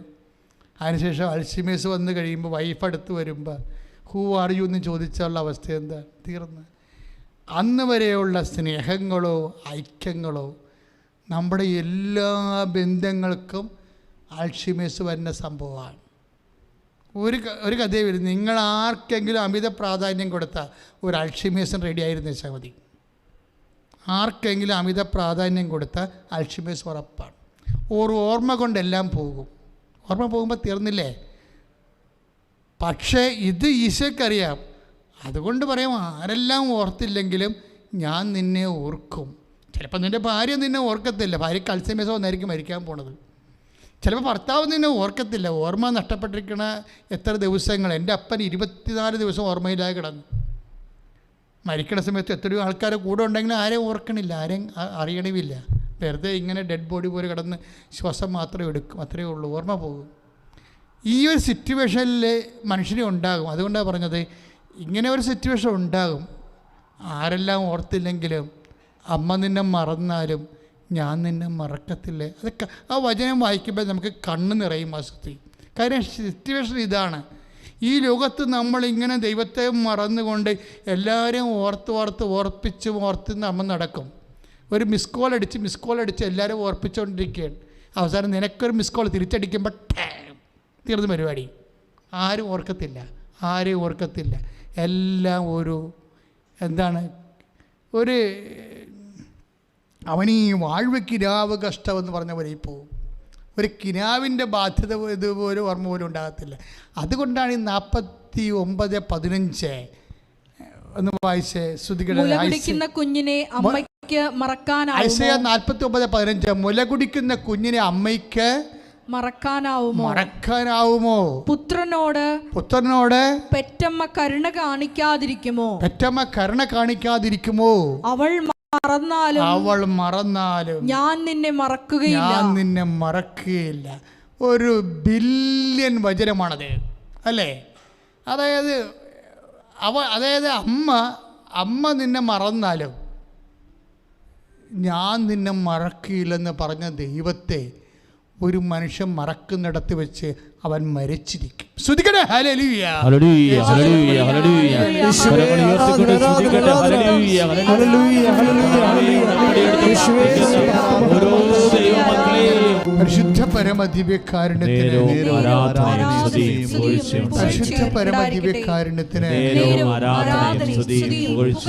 മക്കളെ, ഉടമ്പടി എടുത്ത ആൾക്കാരെല്ലാവരും മനസ്സിൽ വരുന്ന തോന്നലുകളെ എപ്പോഴും ശ്രദ്ധിക്കണം. മനസ്സിൽ വരുന്ന തോന്നലില്ലേ? ഇപ്പോൾ മെലിൻഡ ചേച്ചിക്ക് വന്ന എന്താ തോന്നൽ? എൻ്റെ കാലിൽ ഉടമ്പടി തൈലം പുരട്ടിയാൽ, മകൻ്റെ കാലിനെ ഈശോയിൽ ഓർത്തുകൊണ്ട് പുരട്ടിയാൽ കർത്താവ് അവനെ സുഖപ്പെടുത്തും. ആ തോന്നൽ അവർക്ക് എവിടുന്ന് വന്നതാണ്? അത് അച്ഛൻ എന്താ പറഞ്ഞത്? യേശുവുമായി ഐക്യപ്പെട്ടത് മൂലം ഉണ്ടായതാണ്. യേശുവുമായിട്ട് ഐക്യപ്പെടുന്ന വചനം ഏതാണ്? 6:17. 1 കൊറിന്ത്യസ് 6:17. കർത്താവുമായി സംയോജിക്കുന്നവൻ അവിടുത്തോട് ഏകാത്മാവായി തീരുന്നു. Praise the Lord. അപ്പോൾ എന്ത് സംഭവിക്കുന്നതാണ് ഞാൻ പറഞ്ഞത്? 1 കൊറിന്ത്യസ് 2:15 എന്താ പറഞ്ഞത്? ഞങ്ങളാകട്ടെ മനുഷ്യൻ എല്ലാ കാര്യങ്ങളും വിവേചിച്ചറിയുന്നു, അവനെ വിധിക്കാൻ ആർക്കും സാധിക്കുകയില്ല. കർത്താവിനെ പഠിപ്പിക്കാൻ തക്കവിധം അവിടുത്തെ മനസ്സറിഞ്ഞവൻ ആരുണ്ട്? ഞങ്ങളാകട്ടെ ക്രിസ്തുവിൻ്റെ മനസ്സറിയുന്നു. ഈ ക്രിസ്തുവിൻ്റെ മനസ്സറിയാൻ കഴിയാതിരുന്നതാണ് യോഹന്നാൻ്റെ സുവിശേഷത്തിൽ 6:6 പറയണത്. എന്താണ്? എന്ത് ചെയ്യണമെന്ന് അവന് നേരത്തെ അറിയാമായിരുന്നു. ആ ക്രിസ്തുവിൻ്റെ മനസ്സാണ് അപ്പോസ്തലന്മാർ അറിയേണ്ടിയിരുന്നത്. പക്ഷെ അറിയണമെങ്കിൽ എന്ത് ചെയ്യണം? അവനുമായിട്ട് ഐക്യപ്പെടണം. അപ്പോൾ ഈ വിഷയത്തിൽ ക്രിസ്തുവിൻ്റെ മനസ്സിൽ എന്താണ് ഉള്ളത്? ഇപ്പം നിൻ്റെ കുടുംബം, നിൻ്റെ ലോണ്, അല്ലെങ്കിൽ നിൻ്റെ വീട്, അല്ലെങ്കിൽ നിങ്ങൾക്ക് വഴി കിട്ടാത്ത അവസ്ഥ, അല്ലെങ്കിൽ നീ ഉടമ്പടി വെച്ച വ്യത്യസ്തങ്ങളായ കാര്യങ്ങൾ, ഈ വിഷയങ്ങൾക്കെല്ലാം ക്രിസ്തുവിന് ഈ വിഷയങ്ങൾക്കെല്ലാം ഒരു പരിഹാര മാർഗമുണ്ട്. നീ ഉടമ്പടി കൃത്യമായി ചെയ്ത് അവനോട് വിശ്വാസം കാണിച്ച്, പിന്നെ വിശ്വാസം മാത്രമല്ല, വിശ്വാസം കൊണ്ട് ചില കാര്യങ്ങൾ, ഇപ്പം ഞാൻ കഴിഞ്ഞ ദിവസങ്ങളിവിടെ പറയുന്നേ, ഇപ്പോൾ ഒരു കോഴിമുട്ട, ഒരു കുയിലിൻ്റെ മുട്ട, പാടുന്ന കുയിലിൻ്റെ മുട്ട വിരിയണത് 10 ദിവസം കൊണ്ടാണ്. 10 ദിവസം. ഒരു കോഴിമുട്ട വിരിയണത് 21 ദിവസം കൊണ്ടാണ്. ഒരു ഒട്ടകപ്പക്ഷിയുടെ മുട്ട വിരിയണത് 44 ദിവസമാണ്. 44 ദിവസവും പിന്നെ ഒരു കുറച്ച് മിനിറ്റും കൊണ്ട് അത് വിരിയത്തുള്ളൂ. ഇനി ആബർഡോസിൻ്റെ ഒരു പക്ഷിയുണ്ട്. അയ്യോ, അത് ഭയങ്കര സാധനം, ഒരു വേട്ടക്കാരൻ പക്ഷിയാണ്. കണ്ടാൽ അത്ര കുഴപ്പം, ഒരു വെള്ളയും ചാരയും കൂടിയ ഒരു പക്ഷിയാണ്. നമ്മുടെ മഞ്ഞുനാടുകളിലേക്ക് അതുള്ളൂ. ആൽബർട്ടോസ് പക്ഷിയുടെ മുട്ട വിരിയണ 85 ദിവസം വേണം. ഏതാണ്ട് ഇതുപോലെയാണ് വചനത്തിൻ്റെ അവസ്ഥ. ചില വചനങ്ങൾ നമ്മുടെ വിശ്വാസം കൊണ്ട് വിരിയും. ചില വചനങ്ങൾ ഈ ശതാധിപൻ്റെ പോലെ ഇത്തിരി കടുത്ത വിശ്വാസം വേണം. ചില വചനങ്ങൾ വിശ്വാസം കൊണ്ടും വിരിയത്തില്ല, പിന്നെയും സമയമെടുക്കും. അതാണ് ഈ 10 ദിവസത്തിൽ സംഭവിച്ചിരിക്കുന്നത്. 10 ദിവസത്തിന് എന്താ സംഭവിച്ചിരിക്കുന്നത്? അങ്ങനെ പറഞ്ഞതാണ്, കർത്താവാണ്, നിങ്ങൾ ജീവിക്കുന്ന ദൈവത്തിൻ്റെ പുത്രനായ മിശിഹായാണെന്ന് ഈശോയെക്കുറിച്ച് പറഞ്ഞതാണ്. പക്ഷേ പിറ്റേ ദിവസം ക്രിസ്തു ക്രൂശിക്കപ്പെടുമെന്ന് പറഞ്ഞപ്പോൾ തന്നെ പുള്ളിയുടെ ഐസി അടിച്ചുപോയി. പുള്ളിയെല്ലാം മറന്നുപോയി. ഇന്നലെ പറഞ്ഞ എല്ലാം മറന്നുപോയി. ഒരു വിശ്വാസം പ്രഖ്യാപിച്ചാൽ ആ വിശ്വാസം ശിഥിലമാകാൻ ഒരു സഹനം മതിയാകും. U got the point. ഞാൻ പറഞ്ഞ മനസ്സിലായോ നിങ്ങൾക്ക്? നമ്മൾ എത്ര വിശ്വാസം പ്രഖ്യാപിച്ചാലും ആ വിശ്വാസം ഒരു നിമിഷം ശിഥിലമാകാൻ ഒരു സഹനം മതിയാകും. ഈ സഹനത്തിന് ഭയങ്കര വല്ലാത്ത റോളാണ്. സഹനം വരുമ്പോൾ ഓർക്കുക, അപ്ഗ്രഡേഷൻ വരാൻ പോകുന്നുണ്ട്, വിശ്വാസം ടെസ്റ്റ് ചെയ്യാൻ പോകുന്നുണ്ട്. അപ്പം തന്നെ കയ്യോടെ 10 ദിവസം പതറിപ്പോയി. കർത്താവേ, അങ്ങയ്ക്കിത് സംഭവിക്കാതിരിക്കട്ടെ. അത് ഉൾക്കൊള്ളാൻ പറ്റത്തില്ലെന്ന് പത്രോസിനെ. ദൈവത്തിൻ്റെ ദൈവിക പദ്ധതിയോട് ആ മനുഷ്യന് വിശ്വാസമുണ്ട്, പക്ഷെ ദൈവിക പദ്ധതി ഉൾക്കൊള്ളാൻ പറ്റണില്ല. ഇതല്ലേ എല്ലായിടത്തെയും പ്രശ്നം. ഭയങ്കര വിശ്വാസമുണ്ട്, പക്ഷെ ദൈവിക പദ്ധതി ഉൾക്കൊള്ളാൻ പറ്റണില്ല. നിനക്കിത് സംഭവിക്കാതിരിക്കട്ടെ. കർത്താവിൻ്റെ കുരിശുബന്ധത്തിൽ നിന്നും അതുപോലെ ഉണ്ടാകുന്ന മഹത്വം ഉയർത്തുന്നേപ്പിൽ നിന്നും ദൈവമഹത്വത്തിൽ നിന്നും എല്ലാം പത്രോസ് പതുക്കെ ഈശോനെ മാറ്റാൻ പോവുകയാണ്. അപ്പോഴാണ് ഈശോ പറഞ്ഞത്, നീ എൻ്റെ പുറകിൽ പോകാൻ പറഞ്ഞത് ഇല്ലേ? അപ്പോൾ ഇതിൻ്റെ വിഷയം എന്ന് പറയണത് എന്താണ്? ഇനി ഈ പത്രോസ് തന്നെ ഇപ്പം നമ്മൾ കർത്താവിൻ്റെ വചനം ഇവിടെ എന്ത് പറ്റി? കഠിനമായിപ്പോയി. പത്രോസിൻ്റെ വചനം അപ്പം അതായത് മറ്റ് ഈ കോഴിമുട്ടയും കുയിലിൻ്റെ മുട്ടയും പോലെ അല്ല ഒട്ടകപ്പക്ഷിയുടെ മുട്ട. അതിന് കഠിനമുള്ളതാണ്. അതിന് 44 ദിവസം എടുക്കും വിരിയാൻ. അപ്പോൾ ഇത് കട്ടി കൂടി മനുഷ്യപുത്ര ശത്രുകാര്യങ്ങൾ ഏൽപ്പിക്കുമെന്ന് പറഞ്ഞപ്പോൾ അവനെ പീഡിപ്പിക്കും, വധിക്കും, അവൻ മരിക്കുമെന്ന് പറഞ്ഞപ്പോൾ അതിനെ ഉൾക്കൊള്ളാൻ, ദൈവിക പദ്ധതി ഉൾക്കൊള്ളാൻ പത്രോസിനെ പറ്റണില്ല. പത്രോസിന് ആ വചനം കഠിനമായിപ്പോയി. കഠിനമായി പോയെങ്കിലും കർത്താവ് പത്രോസിനെ കളഞ്ഞില്ല. ഇത്തിരി സിലബസ് ഇത്തിരി കട്ടിയായി പോയെന്ന് പറഞ്ഞുകൊണ്ട് നീ ഇനി പഠിക്കേണ്ടെന്നൊന്നും പറഞ്ഞില്ല, വീട്ടിൽ നിൽക്കടാന്ന് പറഞ്ഞില്ല.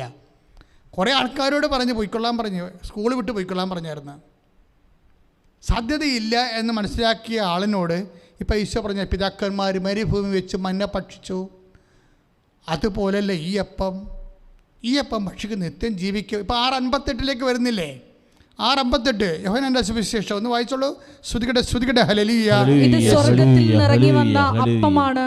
പിതാക്കന്മാർ മന്ന ഭക്ഷിച്ചു, എങ്കിലും മരിച്ചു.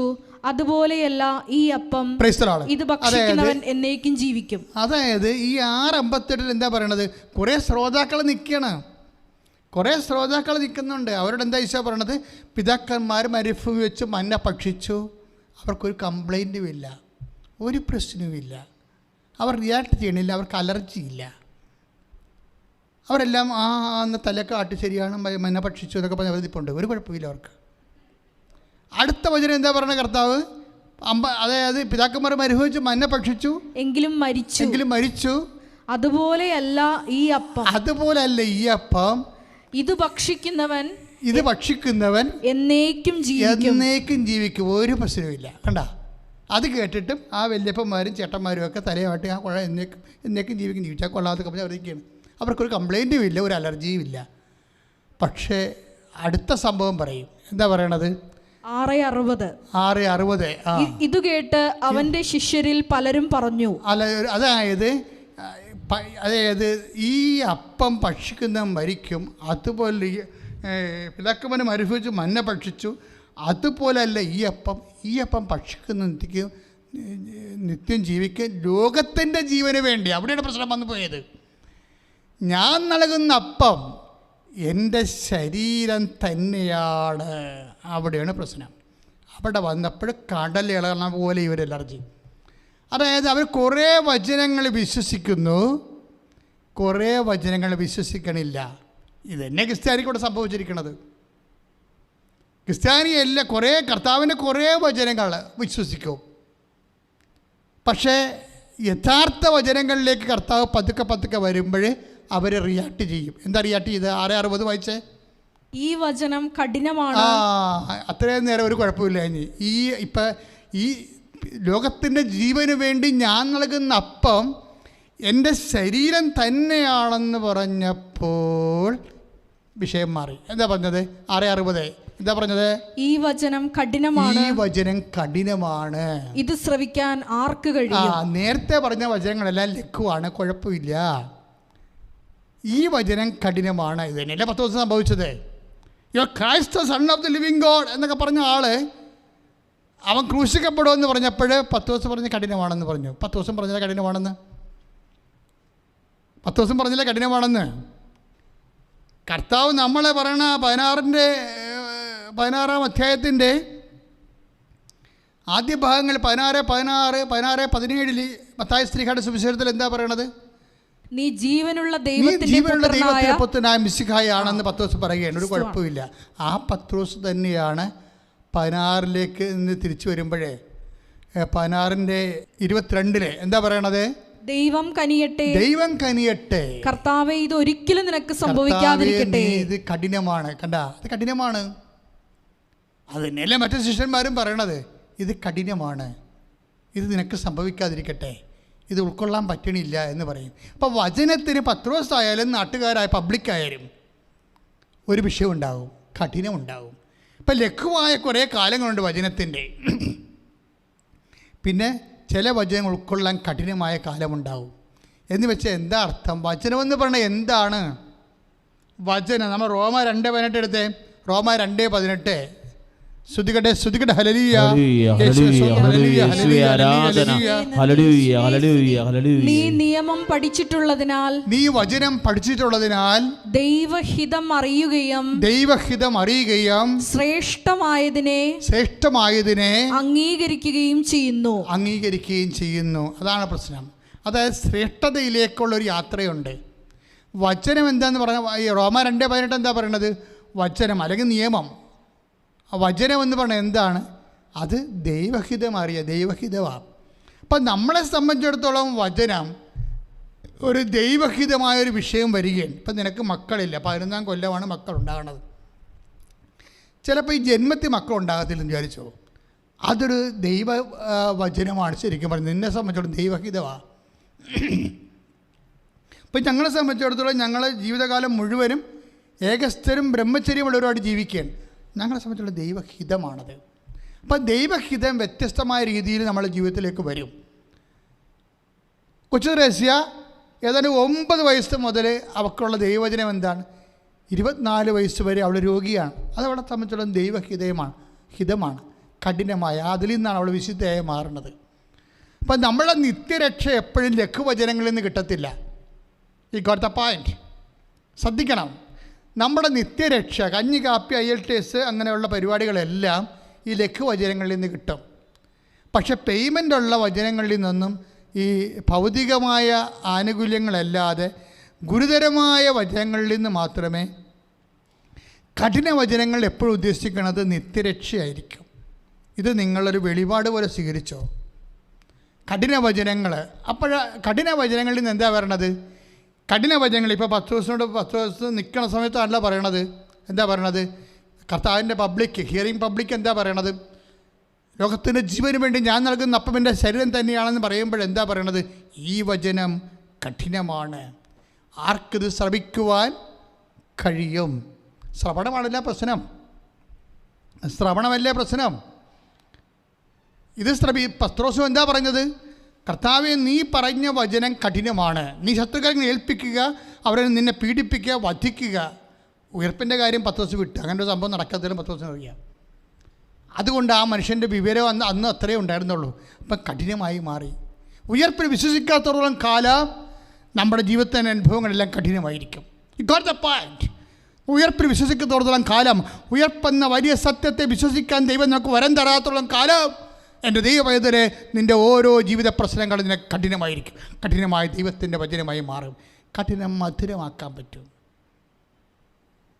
എന്തുകൊണ്ടാണ് മധുരമാകണത്? എങ്ങനെയാണ് കഠിന വചനങ്ങളെ മധുരമാക്കണത്? ഇപ്പോൾ പത്രോസിൻ്റെ തന്നെ കാര്യം എടുക്കാം. കർത്താവ് അവനോട് ചോദിച്ചു, കഠിനമാണെന്ന് പറഞ്ഞ് കുറേ ആൾക്കാർ പോയല്ലോ, വാട്ട് യു സേ, നിനക്കെന്താ പോണോ എന്ന് ചോദിക്കുമ്പോൾ പത്രോസിന് അപ്പോഴും പിതാവായ ദൈവം ഒന്ന് തോടും. എന്താ പറയണത്? കർത്താവേ, ഞങ്ങൾ അങ്ങനെ പോകത്തില്ല. എന്താ കാര്യം? ഞങ്ങൾ ആരുടെ പക്കലേക്ക് പോകും? എന്താ കാര്യം? നിത്യജീവന്റെ വചനങ്ങൾ. ആ ഭാഗം വായിച്ചോളൂ. ശ്രദ്ധിക്കട്ടെ. യോഹന്നാൻ 6:68. ശിമയോൻ പത്രോസ് മറുപടി പറഞ്ഞു, കർത്താവേ, ഞങ്ങൾ ആരുടെ അടുത്തേക്ക് പോകും? ഞങ്ങൾ ആരുടെ അടുക്കിലേക്ക് പോകും? നിത്യജീവന്റെ വചനങ്ങൾ നിന്റെ പക്കലുണ്ട്. Praise the Lord. കണ്ടാ പത്രോസ് ലൈനിൽ വന്ന കണ്ടാ എന്താ പറയണത്? ഞങ്ങൾ എത്ര വചനം കഠിനമായാലും, എത്ര പേര് നിന്നെ ഇട്ടിട്ട് പോയാലും ഞങ്ങൾ പോകത്തില്ല. ഒരു കാരണമാണ്. എന്താണ്? ഈ കഠിന വചനങ്ങളിലാണ് കർത്താവെ നിത്യത നീ ഒളിപ്പിച്ച് വെച്ചിരിക്കണത്. പക്ഷെ ഭയങ്കര ഗ്രേറ്റ് വെളിപാടാണ് ഈശോ പത്രോസിന് കൊടുത്തത്. അതായത് നമ്മളുടെ കഠിനാനുഭവങ്ങൾ ഓർക്കുക. ചില ആൾക്കാർ ഓർക്കും കർത്താവ് അവർ 10 കൊല്ലം തളർന്ന് കിടന്നല്ല, എന്തുമാത്രം കൈയും കാലും ഒക്കെ ഉണ്ടായിരുന്ന കാലത്ത് അവർ പള്ളി കുർബാന മുടക്കാത്ത ആളാണ്. ഇപ്പോൾ വന്നിരിക്കണ മരുമക്കളും നോക്കണില്ല, മക്കളും നോക്കണില്ല, അവർ തൂറും മുള്ളുമൊക്കെ കട്ടിലേ തന്നെയാണ്.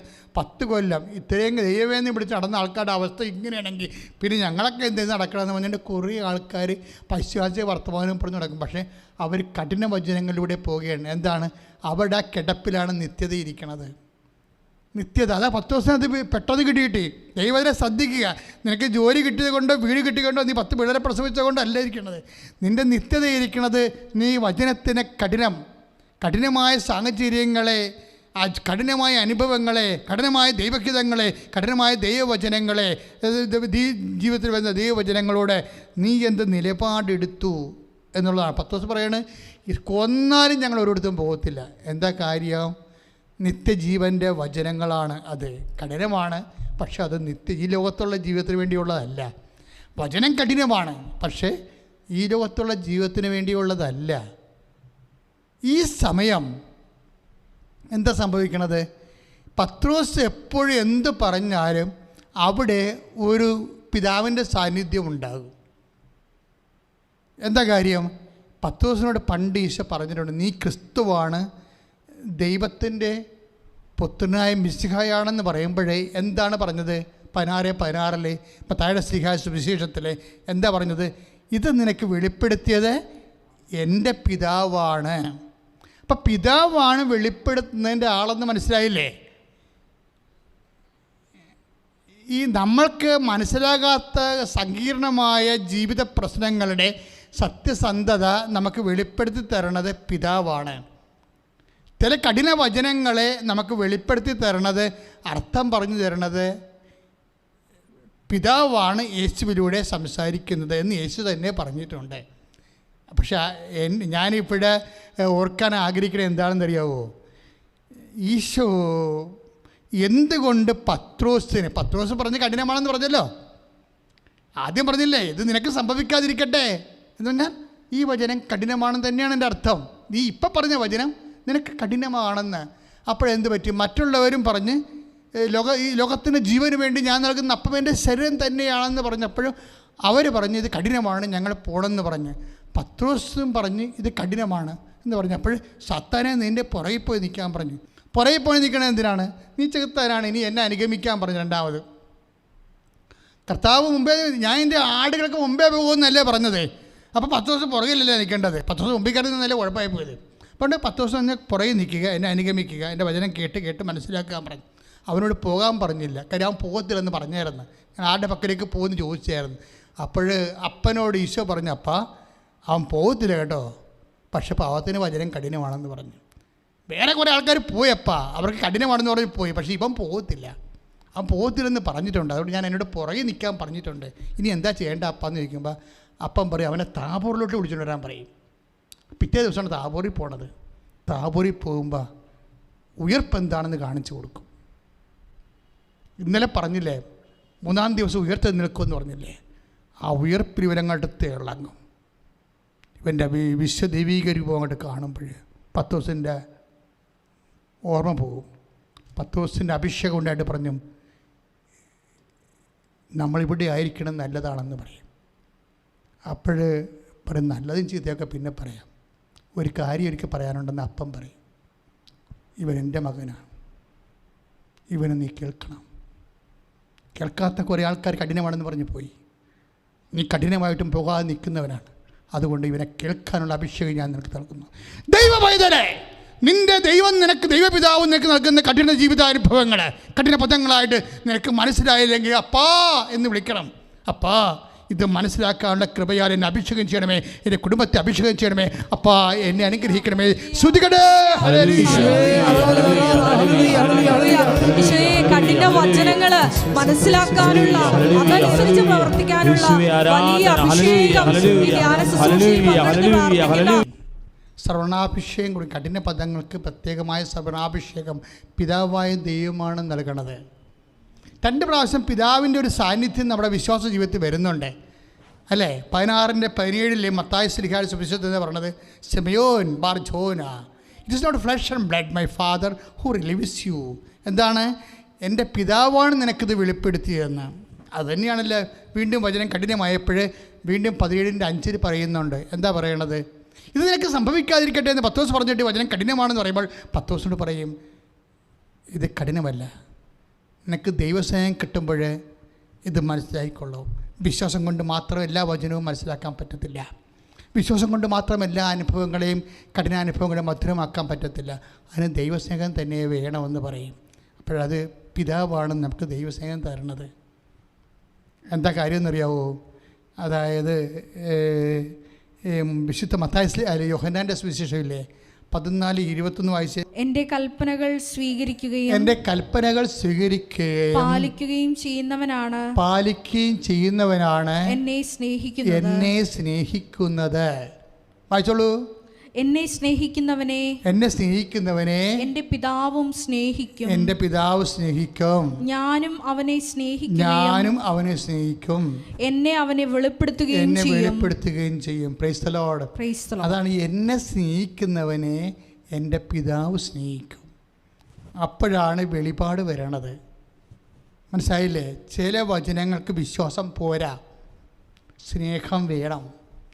പ്രത്യേകിച്ച് കഠിന പദങ്ങൾക്ക്, കഠിന ജീവിതത്തിന്, മനസ്സിലാകാത്ത ചില അവസ്ഥകൾക്ക്, അത് രോഗമാകാം, ക്ഷീണമാകാം, സാമ്പത്തിക കടമാകാം, കുടുംബത്തിൻ്റെ തകർച്ചയാകാം.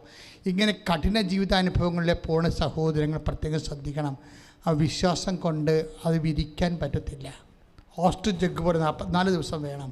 എന്താണ് അവിടെ വേണ്ടത്? പിതാവിൻ്റെ സ്നേഹം. നിങ്ങൾ പ്രാർത്ഥിക്കണം. പ്രയാസം വരുമ്പോൾ നിങ്ങൾ പ്രാർത്ഥിക്കണം, അപ്പാ, സ്വർഗീയപ്പാ, കർത്താവിൻ്റെ വചനങ്ങൾ പാലിച്ചുകൊണ്ട് അപ്പൻ്റെ മഹത്വത്തിനായി ഞങ്ങൾ ജീവിക്കുമ്പോൾ അപ്പാ, അപ്പൻ്റെ സ്നേഹത്താൽ എന്നെ അഭിഷേകം ചെയ്യണമേ. ഒന്ന് പ്രാർത്ഥിച്ച്, അപ്പാ, സ്വർഗീയപ്പാ, ഈശോയുടെ വചനങ്ങൾ പാലിച്ചുകൊണ്ട് അപ്പൻ്റെ മഹത്വത്തിനായി ഞങ്ങൾ ജീവിക്കുമ്പോൾ പരിശുദ്ധ അമ്മയ്ക്ക് നൽകിയതുപോലെ കഠിനമായ ജീവിതാനുഭവങ്ങളെ അപ്പൻ്റെ തിരുമനസ് നിറവേറ്റിക്കൊണ്ട് ഇതാ കർത്താവിൻ്റെ ദാസി എന്ന് പറയാനുള്ള പരമമായ പിതാവിനോടുള്ള സ്നേഹത്താൽ, ഈശോയോടുള്ള സ്നേഹത്താൽ, ആത്മാവിനോടുള്ള എന്നെ അഭിഷേകം ചെയ്യണം.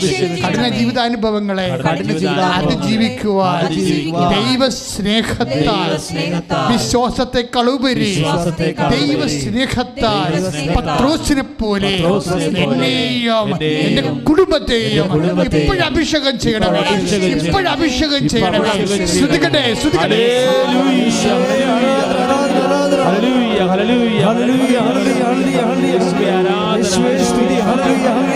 പരമദിവ്യകാരുണ്യത്തിന്, പരിശുദ്ധ പരമദിവ്യകാരുണ്യത്തിന് ഇപ്പൊ ദൈവസ്നേഹമാണ് വിശ്വാസത്തെക്കാൾ വലുത്. കാര്യം വിശ്വാസം കൊണ്ട് ഒരു പരിധിവരെയുള്ള കാര്യങ്ങൾ നമുക്ക് നേടാം. പക്ഷേ നിത്യത ഉൾപ്പെടുന്ന കഠിന പദങ്ങളെയും കഠിന ജീവിതാനുഭവങ്ങളെയും നമ്മൾ അതിജീവിക്കുന്ന, നിങ്ങൾക്കറിയാമല്ലോ, ഏറ്റവും വലിയ കഠിന പദം ദൈവം ആരോടാണ് പറഞ്ഞത്? പബ്ലിക്കിനോടും പത്രോസിനോടും ഒന്നുമല്ല പറഞ്ഞത്, അമ്മയോടാണ് പറഞ്ഞത്. നീ ഗർഭം ധരിച്ചൊരു പുത്രനെ പ്രസവിക്കും. അതല്ലേ കഠിന പദം? ബൈബിളിൽ ഏറ്റവും വലിയ കഠിന പദം എന്താണ്? നീ ഗർഭം ധരിച്ചൊരു പുത്രനെ പ്രസവിക്കും എന്ന് പറഞ്ഞതല്ലേ. ഇപ്പം ഞാൻ പുരുഷനെ അറിയുന്നില്ല എന്ന് പറഞ്ഞപ്പോൾ പരിശുദ്ധാത്മാവ് നിൻ്റെ മേൽ വരും. ഒരു പക്ഷേ ഏറ്റവും വലിയ കഠിന പദം ഇതാണ്. ലൂക്കാ 1:35 എന്താണ്? പരിശുദ്ധാത്മാവ് നിൻ്റെ മേൽ വരും, അത്യുന്നതൻ്റെ ശക്തി നിന്നിൽ പ്രവർത്തിക്കും. അതാണ് പുരുഷനെ അറിയാതെ അൺറീസണബിളായിട്ട് മനുഷ്യൻ്റെ ബുദ്ധി യുക്തി നോക്കുമ്പോഴേ ഇത് കഠിനമാണ്. പക്ഷെ ആ കഠിന പദത്തോട് അമ്മ കൈവരിച്ച നിലപാട് കണ്ടില്ലേ? എന്താണ്? അപ്പം നീ പറയണത് കഠിനമാണ്, എനിക്കത് മനസ്സിലാവണില്ല. പക്ഷേ എനിക്കൊന്ന് പറയാനുണ്ട്, എന്ത് കഠിനമായാലും ദാസിയെപ്പോലെ നിൽക്കും അവസാനം വരെ. ശ്രുതിക്കട്ടെ. ഹല്ലേലൂയ, ഹല്ലേലൂയ, അതാണ് മരിയൻ. ഈ പരിശുദ്ധാത്മാവ് ഈ കഠിന വചനത്തോട് അമ്മയുടെ നിലപാട് കേട്ട് കോരിത്തെരിച്ചു പോയ സ്വർഗത്തിലെ ഒരാളാണ് പരിശുദ്ധാത്മാവ്. കഠിന പദത്തോട്, ഈ കഠിന വചനങ്ങളോട് അമ്മ പറഞ്ഞ ഒരു പ്രത്യുത്തരം എന്ന് പറയുന്നത് അപ്പായോടുള്ള മരണസ്നേഹമാണ്. നമ്മൾ പിൽക്കാലത്ത് സാംസ്കൃതമ ഗീതങ്ങളിലെ പ്രണയം മരണത്തെക്കാൾ ശക്തമാണെന്ന് വായിക്കും. സ്നേഹമായാലും എന്തായാലും അതിനേക്കാൾ ശക്തമാണ് അമ്മയുടെ ദൈവസ്നേഹം. അപ്പ എന്ത് കഠിനമായാലും അപ്പ ഒരു ദാസിയെപ്പോലെ അന്ത്യം വരെ ഞാൻ എന്നെ സമർപ്പിക്കുന്നു. കഠിന പദങ്ങൾക്ക് സമർപ്പണമാണ് ആവശ്യം. ആ സമർപ്പണത്തിൽ എന്തെല്ലാം വേണം? ഇപ്പോൾ ലൂക്കാ 1:38 കഠിന പദങ്ങൾ കേൾക്കുമ്പോൾ ഒരു ദാസിയായ പോലെയാണ് അതിനെ സമീപിക്കേണ്ടതെന്ന് പരിശുദ്ധാത്മാവ് പറഞ്ഞു. പരിശുദ്ധാത്മാവ് നിൻ്റെ മേൽ വരുമെന്നേ പറഞ്ഞോളൂ. പക്ഷെ അങ്ങനെ ഒന്നും പറയാൻ പാടില്ലല്ലോ. ദൈവത്തിന് വരുമെന്ന് പറയുന്ന ഒരു ഭാവിയുണ്ടോ? വരുമെന്ന് പറഞ്ഞാലും വന്നെന്ന് പറഞ്ഞാലും വന്നുകൊണ്ടിരിക്കണമെന്ന് പറഞ്ഞാലും വന്നതുപോലെയല്ലേ. പരിശുദ്ധാത്മാവ് അപ്പം തന്നെ അമ്മയിൽ നിറഞ്ഞു. അപ്പം അമ്മ കൊടുത്ത നോട്ടാണ് മേരി സെർവൻ്റ് എന്ന് പറഞ്ഞാൽ മതി, വേറെ ഒരു കുഴപ്പമില്ലെന്ന് പറഞ്ഞു. ബാക്കിയുള്ളത് ഞാൻ അന്ത്യം വരെ നോക്കിക്കൊള്ളാം എന്ന് പറഞ്ഞു. അമ്മ പറഞ്ഞു അപ്പാ സെർവൻറ്റ് കഠിന പദങ്ങളോടും കഠിന ജീവിതാനുഭവങ്ങളോടും അപ്പാ സമർപ്പണം. ഈ സമർപ്പണത്തിൽ എന്തെല്ലാം ഉണ്ടെന്നാണ് പറഞ്ഞത്? അതിൽ വിശ്വാസമുണ്ട്, അതിൽ സ്നേഹമുണ്ട്, പിന്നെ പരിശുദ്ധാത്മാവ് പറഞ്ഞു പ്രത്യാശയുണ്ടെന്ന് പറഞ്ഞു. അത് പരിശുദ്ധാത്മാവ് പറഞ്ഞ എലിസബത്തിൻ്റെ വീട്ടിൽ വെച്ചാണ് പറഞ്ഞത്. എലിസബത്ത് പരിശുദ്ധാത്മാവിനെ നിറഞ്ഞു പറഞ്ഞു. എന്താ പറഞ്ഞത്? കർത്താവ് നിന്നോട് അരുളി ചെയ്ത കഠിന പദങ്ങൾ. സ്തുതിക്കട്ടെ സ്തുതിക്കട്ടെ സ്തുതിക്കട്ടെ സ്തുതിക്കട്ടെ. ഹല്ലേലൂയ യേശുവേ സ്തോത്രം. ഹല്ലേലൂയ. കർത്താവ് നിന്നോട് അരുളി ചെയ്ത കഠിന പദങ്ങൾ, കഠിന വചനങ്ങൾ. ലൂക്കാ 1:45 നിറവേറുമെന്ന് വിശ്വസിച്ച നീ ഭാഗ്യവതി. ഒരു വ്യക്തിയെ ഭാഗ്യവതിയാക്കുന്നത് കഠിന പദങ്ങളാണോ? You got the point. മനസ്സിലായോ? ലളിത പദങ്ങളില്ല. ലളിത പദങ്ങൾ മനുഷ്യനായിട്ട് ഇവിടെ ചത്തുപിരിയാന്നേ ഉള്ളൂ. ലളിത ജീവിതാനുഭവങ്ങളായിട്ട് കഠിന പദങ്ങളാണ്, കഠിന ജീവിത വചനങ്ങളാണ്. ദൈവത്തിൻ്റെ കഠിനമായ വചനാനുഭവങ്ങളിലൂടെ പോകുമ്പോഴാണ് ഒരു വ്യക്തി ശരിക്കും ഭാഗ്യവാനാകണത്, ഭാഗ്യവതിയാകണത്. കർത്താവ് നിന്നോട് അരുളി ചെയ്ത കഠിന വചനങ്ങൾ നിറവേറുമെന്ന് വിശ്വസിച്ച നീ ഭാഗ്യവതി. അപ്പം ദൈവമാണ് ഭാഗ്യവതി എന്ന് പറയണത്, അല്ല മനുഷ്യനല്ല.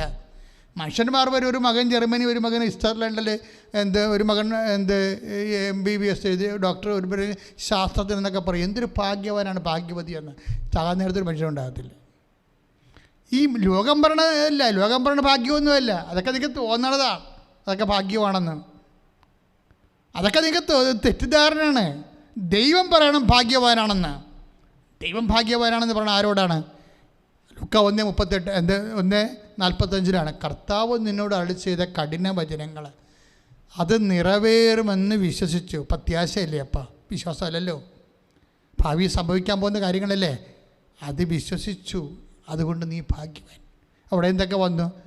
വിശ്വാസമുണ്ടായി, സ്നേഹമുണ്ടായി, പിന്നെന്താണ്? പ്രത്യാശ. ഇതിലെല്ലാം ഉത്കൃഷ്ടം എന്താണെന്ന് പൗലോസ് പറയണം. 1 കൊരിന്ത്യൻസ് 13:13 എന്നാൽ സ്നേഹമാണ് സർവോത്കൃഷ്ടം. വിശ്വാസം, പ്രത്യാശ, സ്നേഹം ഇവ മൂന്നും നിലനിൽക്കുന്നു. ഇവ മൂന്നും നിലനിൽക്കുന്നു. നിത്യതയുടെ കാര്യമാണ് പറയണത്. മനസ്സിലായില്ലേ? നിലനിൽക്കണ എന്താണ്? 1 കൊരിന്ത്യൻസിന്റെ 13:12 വിശ്വാസം, പ്രത്യാശ, സ്നേഹം അവ നിലനിൽക്കുന്നു. അതായത് നിത്യതയിൽ നിലനിൽക്കുന്നു എന്ന്. നിത്യതയിലും നിലനിൽക്കുന്നു. അതിലേറ്റവും വലുതെന്താ? സർവോത്കൃഷ്ടം സ്നേഹമാണ്. അവയെ കഠിനമായ ജീവിതാനുഭവങ്ങളെ ദൈവസ്നേഹം കൊണ്ടാണ് കൈകാര്യം ചെയ്തിട്ട് മധുരമാക്കേണ്ടത്. നമുക്ക് പ്രാർത്ഥിക്കാം. സമാപനാശീർവാദത്തിന് സമയമാണ്. ഒരു നിമിഷം മൗനമായി പ്രാർത്ഥിക്കുക. വലിയ അഭിഷേകം തീർന്നവർക്ക് കണ്ണടച്ച് കൈകൾക്കൊപ്പി പെടലി ഒടിച്ചിട്ടുകൊണ്ട് നെഞ്ചിൽ കൈവച്ചുകൊണ്ട് കണ്ണടച്ച് കർത്താവിനെ ഏൽപ്പിക്കുക. എൻ്റെ ദൈവവേദന, നീ ഇന്ന് വലിയ അഭിഷേകം പ്രാപിക്കുക. നീ ഇന്ന് സൗഖ്യം പ്രാപിക്കും. നീ കർത്താവിൻ്റെ മകളായി എല്ലാ വിഷമതകളും മാറിക്കൊണ്ട് നീ കർത്താവിൻ്റെ തിരുസന്നിധിയിൽ എന്തെങ്കിലും വിഷയം നമ്മൾ ആവശ്യിക്കുന്നുണ്ടെങ്കിൽ അതിന് പ്രത്യേക അഭിഷേകം കിട്ടിക്കൊണ്ട് നീ കർത്താവിൻ്റെ തിരുസന്നിധിയിലേക്ക് തിരിച്ചു വരാം. മൗനമായി പ്രാർത്ഥിക്കട്ടെ. രണ്ടാമത്തെ അറിയിപ്പ്, ആലപ്പുഴ സി കാറ്റഗറിയിലേക്ക് വരികയാണെങ്കിൽ സർക്കാർ അന്ന് മാത്രമേ ശുശ്രൂഷ ഇവിടെ നിൽക്കത്തുള്ളൂ. അല്ലാത്തപ്പോൾ എല്ലാ ദിവസങ്ങളും സി കാറ്റഗറിയിലേക്ക് വന്ന് ആലപ്പുഴ വന്നു പോയാൽ തീർച്ചയായിട്ടും ആ ദിവസങ്ങളിൽ ശുശ്രൂഷ കൃപാസനം ഉണ്ടായിരിക്കുന്നതല്ല. അല്ലെങ്കിൽ എല്ലാ സമയത്തും കോവിഡ് നിലവിലിരിക്കുന്ന കോവിഡ് പ്രോട്ടോക്കോൾ അനുസരിച്ച് കൊണ്ട് കൃപാസനത്തിൽ ഉടമ്പടി എടുക്കാനും സാക്ഷ്യം പറയാനും ഉടമ്പടി പുതുക്കാനും അവസരം ഉണ്ടായിരിക്കും. കൃപാസനത്തിൻ്റെ പുതിയ പ്രോജക്റ്റ് ഞാൻ പറഞ്ഞിട്ടുണ്ട്. നിങ്ങൾക്ക് കൃപാസനത്തിൽ താമസിച്ച് അമ്മയുടെ ധ്യാനങ്ങളിൽ കൂടാനും 1-2 ദിവസം പ്രാർത്ഥന ചെലവഴിക്കണം തോന്നിയാൽ അതിന് തീർത്ഥാടക ഭവനം ഉണ്ടാക്കുന്നുണ്ട് നമ്മൾ. അതിൻ്റെ പ്രോജക്റ്റിൻ്റെ പേര് അമ്മയ്ക്കൊരു മുറി എൻ്റെ പ്രാർത്ഥനാ മുറി എന്നാണ്. അപ്പോൾ ആ പ്രോജക്റ്റിൽ നിങ്ങൾക്ക് സ്വന്തമായിട്ടൊരു മുറി കിട്ടും. 4 ദിവസത്തേക്ക് 5 വർഷത്തേക്ക് കിട്ടും. 5 വർഷത്തേക്ക് നിങ്ങൾക്ക് സ്വന്തമായിട്ടൊരു മുറി 4 ദിവസത്തേക്ക്. അപ്പോൾ അതിന് പ്രോജക്റ്റിന് നിങ്ങൾക്ക് അങ്ങനെ ഒരു സ്വന്തമായിട്ട് മുറി വേണ്ടവരെ 4 ദിവസത്തേക്ക് 5 വർഷത്തേക്ക് വേണ്ടവരെ ഈ നമ്പറിൽ ബന്ധപ്പെടേണ്ടതാണ്. അത് 94 47 69 68 15. എല്ലാ ദിവസവും സാക്ഷ്യം പറയാനുള്ള സൗകര്യം ഉണ്ടായിരിക്കും. ഒരു ദിവസം 25-26 സാക്ഷ്യങ്ങൾ ആൾക്കാരിവിടെ നമ്മുടെ വേദിയിൽ പറയുന്നുണ്ട്. ഇവിടെ വന്നതിന് ശേഷം ബ്രദേഴ്സിനെയോ അല്ലെങ്കിൽ ബഹുമാനപ്പെട്ട അലക്സാണ്ടർ അച്ഛനെയോ കണ്ടാൽ മതിയാകും.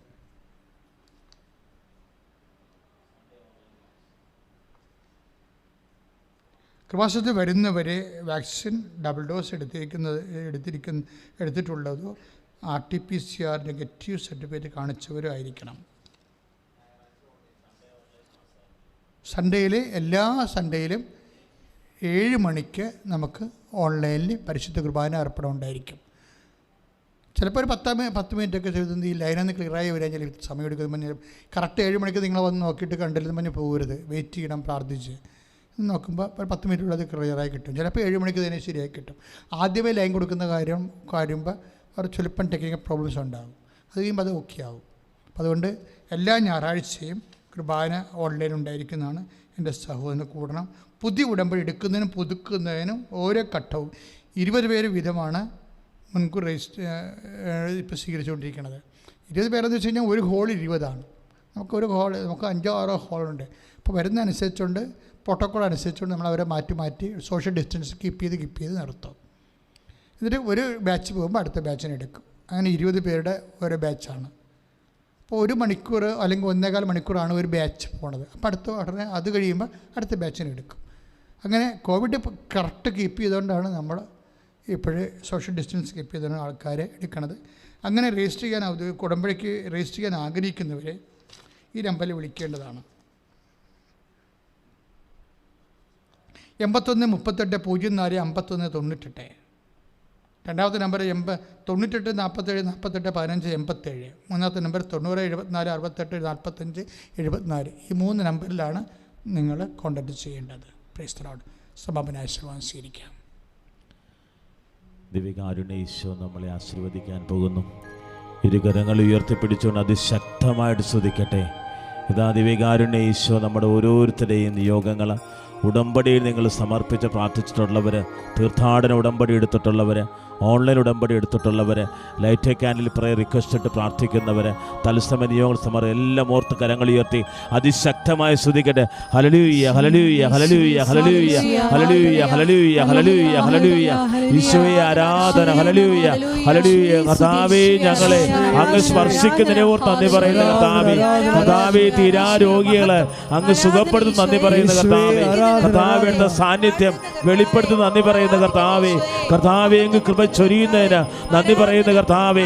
ഉടമ്പടിയിൽ 6 നിയോഗങ്ങളുടെ മേൽ അങ്ങ് സ്പർശിക്കുന്നതിന് ദിവ്യകാരുണ്യ ശക്തി അങ്ങ് മുദ്ര ചെയ്ത് നന്ദി പറയുന്നു.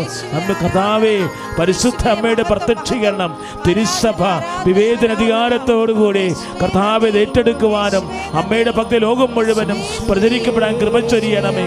കർത്താവെ, ശുശ്രൂഷയിലായിരുന്നു കൊണ്ട്, കർത്താവെ ലൈവിലായിരുന്നു കൊണ്ട് പങ്കെടുക്കുന്ന ഓരോ മക്കളെയും അങ്ങ് തൊടുന്നതിന്, സൗഖ്യപ്പെടുത്തുന്നതിന് നന്ദി പറയുന്നു.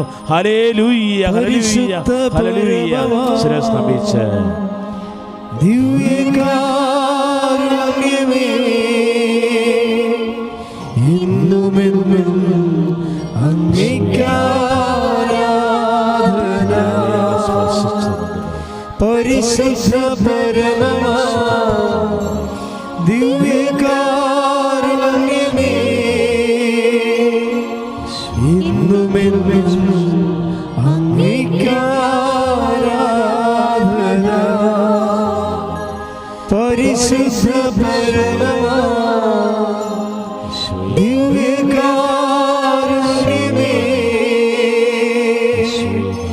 എന്നുമെന്നും അങ്ങേക്കാരാധന.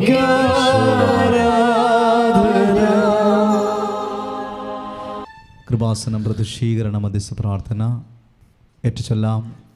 അമ്മേ പരിശുദ്ധ അമ്മേ, അമ്മേ പരിശുദ്ധ അമ്മേ, ദൈവമാതാവേ, കൃപാസനത്തിലൂടെ ഞങ്ങൾക്കും ഞങ്ങളുടെ ദേശത്തിനും അമ്മ മാധ്യസ്ഥം തേടി തന്ന എല്ലാ അനുഗ്രഹങ്ങൾക്കും കൃപകൾക്കും ഞങ്ങളിപ്പോൾ ഹൃദയം നിറഞ്ഞ് നന്ദി പറയുന്നു.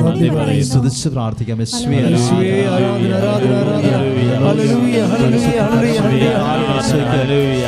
പരിശുദ്ധമേ, ദൈവമാതാവേ, 2004 ഡിസംബർ 7-ാം തീയതി ഉച്ച കഴിഞ്ഞ് 2:30 കൃപാസനത്തിൽ സംഭവിച്ച അമ്മയുടെ പ്രത്യക്ഷപ്പെടലിനെ കുറിച്ച് തിരുസഭയ്ക്ക് സമർപ്പിച്ചിരിക്കുന്ന പഠനരേഖകളുടെ വസ്തുനിഷ്ഠവും ദൈവശാസ്ത്ര വിധിപ്രകാരമുള്ളതുമായ അന്വേഷണ പഠനങ്ങൾ നടത്തി ആ പ്രത്യക്ഷപ്പെടലിലൂടെ പ്രകടമായ ദൈവമാതാവിന്റെ പ്രത്യേക കരുതലും സംരക്ഷണവും വെളിപ്പെടുത്തുന്ന പീഡിതരുടെ ആശ്വാസവും പ്രവാചകന്മാരുടെ രാജ്ഞിയും വാഗ്ദാനത്തിന്റെ പേടകവും പ്രപഞ്ച പ്രകൃതിയുടെ മാതാവുമായ പരിശുദ്ധ അമ്മയുടെ ഭക്തി തിരുസഭയിൽ കൂടുതൽ പ്രചരിച്ച് ജീവിതത്തിന്റെ ദുരിത അവസ്ഥകളിൽ അകപ്പെട്ട് കഴിയുന്ന അനേകായിരം മക്കൾക്ക് ദൈവത്തിന്റെ സാന്നിധ്യവും സന്ധിപ്പും കൂടുതൽ അനുഭവിക്കുക വഴി ആത്മീയ വിശുദ്ധിയും ദൈവശക്തിയും കൈവരിക്കുവാൻ ഞങ്ങളുടെ കുടുംബങ്ങളെ ഇടയാക്കണമേ. സ്തുതിച്ച് പ്രാർത്ഥിക്കാം.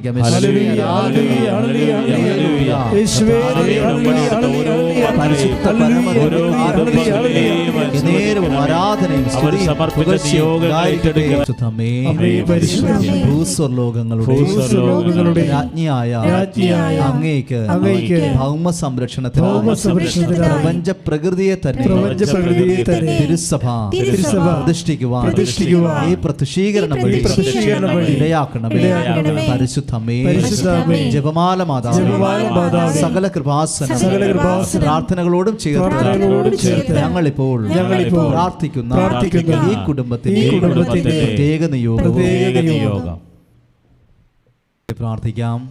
അമ്മയുടെ പ്രത്യക്ഷീകരണത്തിന്റെ ഈ അനുഗ്രഹവേളയിൽ ഞങ്ങൾക്ക് സാധിച്ചു തരുവാൻ കനിയണമേ. ആമേൻ.